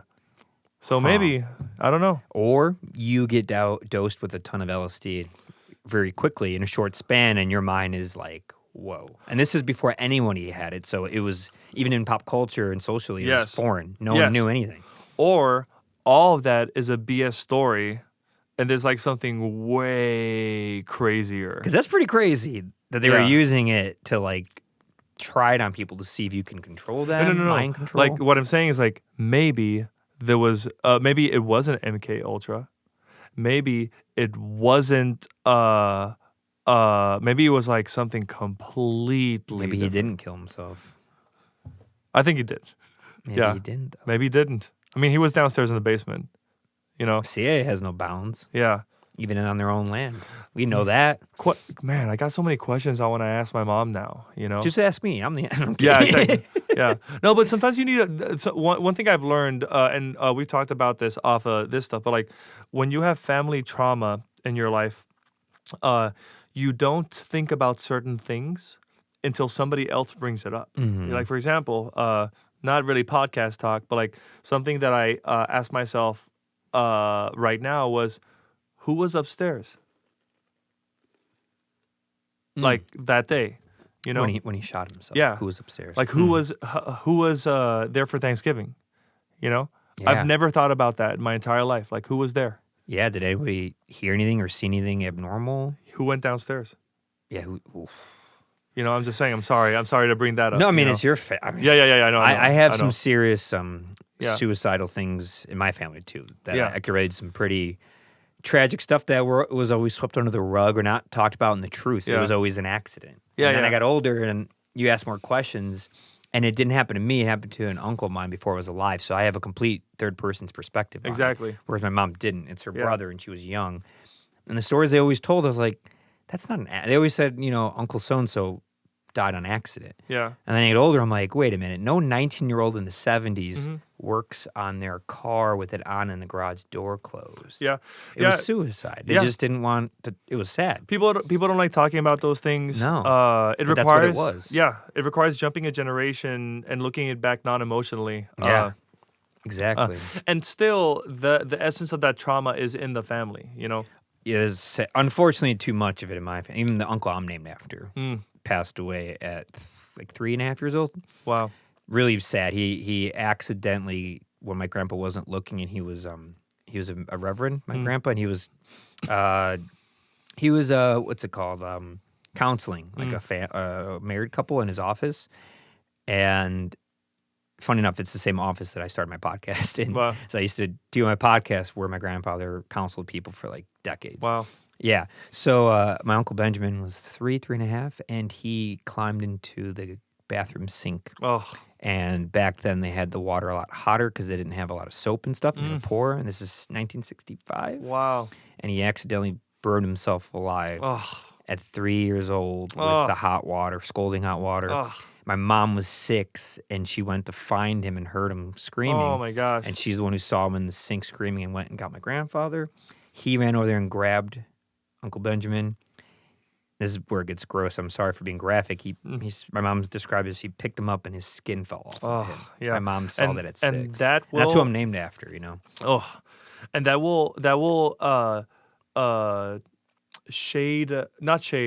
filter or shade the way you see life going forward forever. You know? I believe that and my other uncle who passed away, that my mom was really close with when she was 17. Yeah.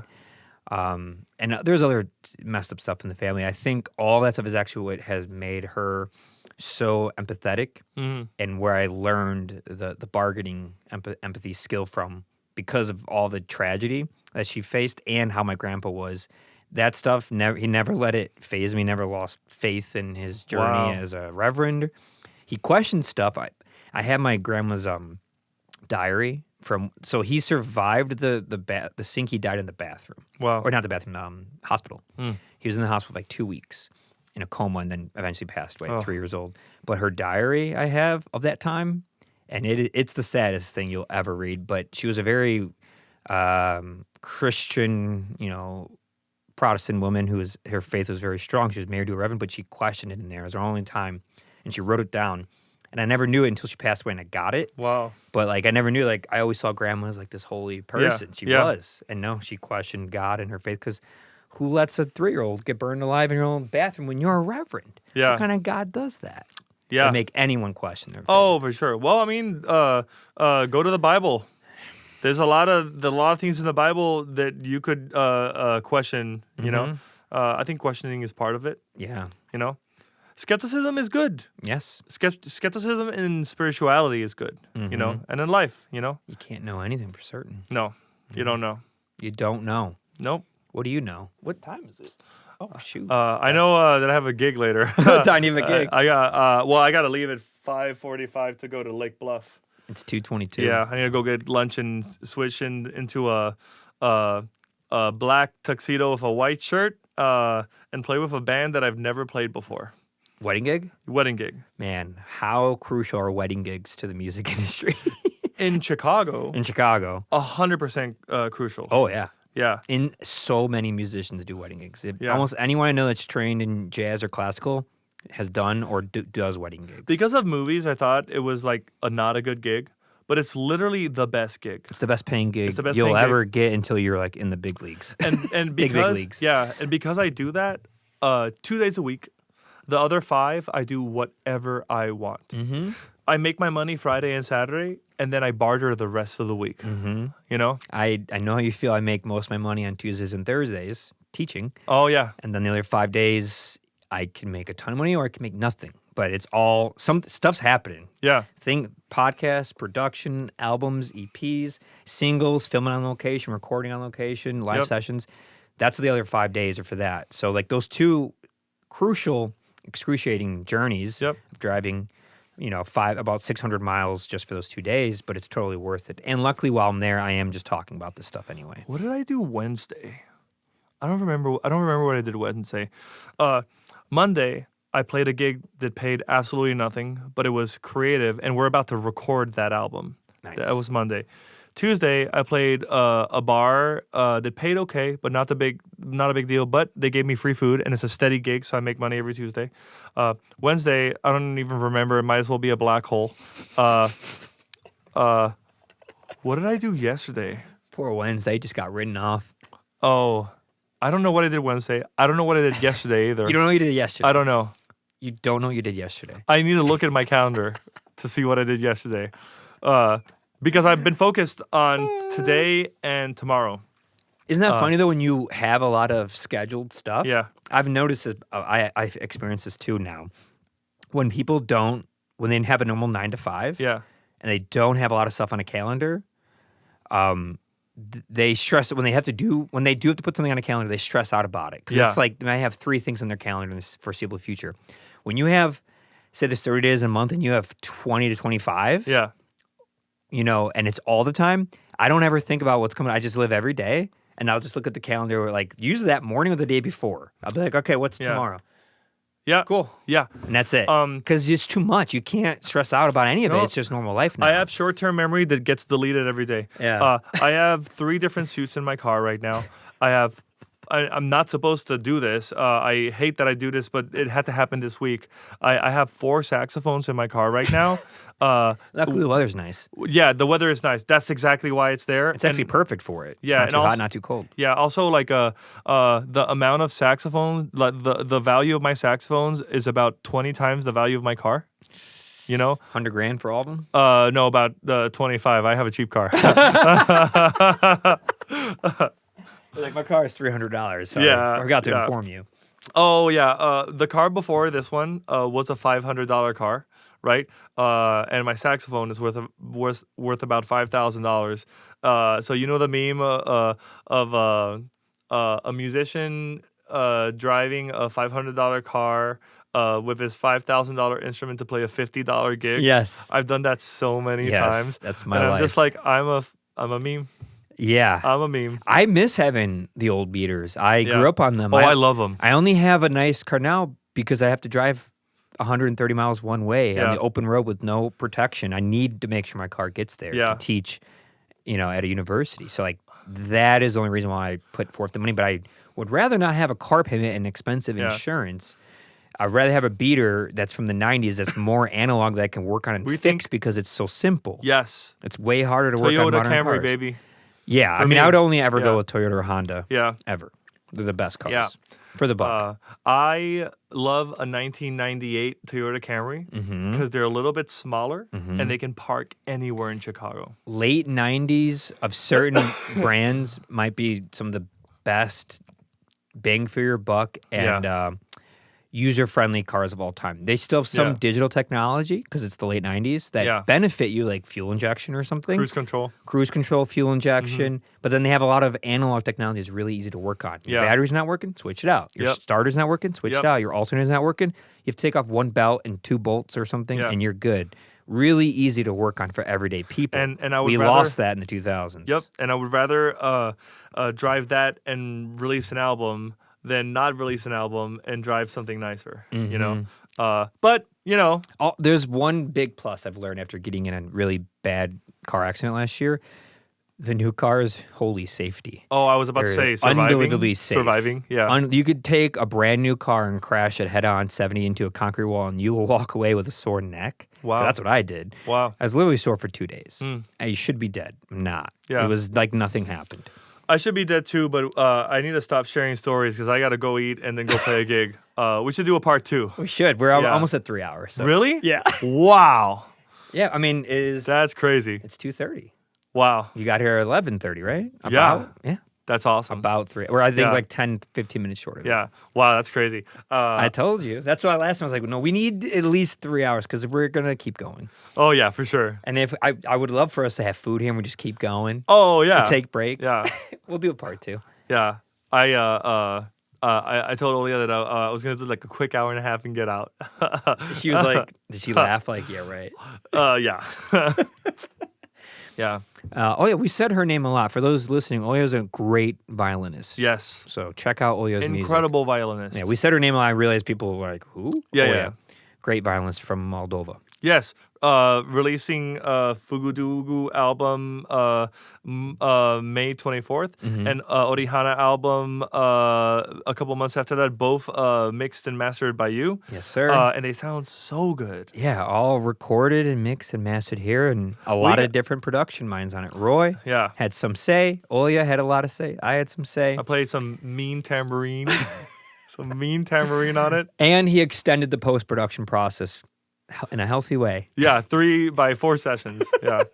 I'm glad, though, because it sounds so much better now that to find a mistake, you have to, like, dig and search and know a lot. The mistakes are next to nothing now that we've, like, fine-tuned, refined. Yeah. So it was worth it. Yeah. That's cool to hear from you, man. No, I mean, I don't have a problem with it when it's used right. Yeah, if it really is making a difference, then let's keep doing it. It's when people get obsessed and it does nothing and they're just getting in their own way and they're like obsessing over it. And towards the end, towards that last session that we did, and also, by the way, with all the other projects, there gets the point where you just say,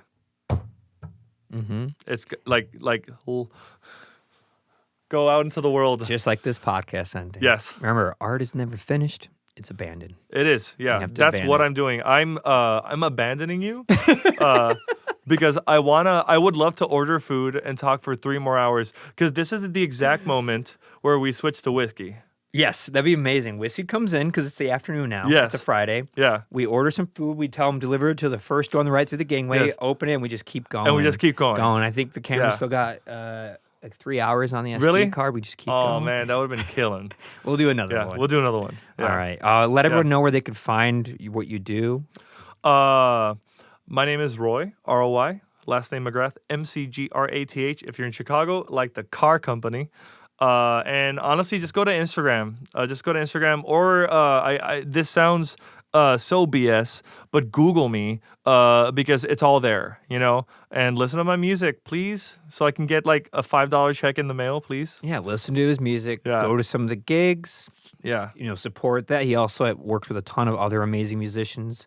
The circle of musicians that you guys are within is amazing. Well, Chicago's amazing. Chicago is amazing. And I will say some of the musicians I've met and seen through people like Oya and you, in having worked with and recorded, over 10,000 different artists, at least some of the best I've ever heard in my life. You guys are phenomenal. And also, that's why I love Chicago, because some of the best musicians I've met in my life are here. Yeah. You know? Yes. So keep doing what you guys are doing. You are phenomenal musicians. Yeah. It's worth it. I love it. I admire it. And again, I'm just a servant, for the creativity. That's what we're just servants. We're just servants. Yeah. There are no masters. Yeah. We're just servants. Oh my gosh. Who wants to be a master? I know, right? I don't want to be a master of anything. All right, Roy. Thank you. Thank you, man. I can't wait for the next time. Yeah, and thank you everyone for listening. The next one is gonna happen. It'll be about 7 hours. It'll be 7 hours long, and it's gonna start with a full bottle of whiskey, and by the end we're gonna be like the barter system. I need to buy like a 1 terabyte SD card so we can go like 14 hours. Oh my god. Oh my god. All right. Thank you all for listening, and stay tuned. Check out Roy. Ciao. What? There was a camera? Okay, bye.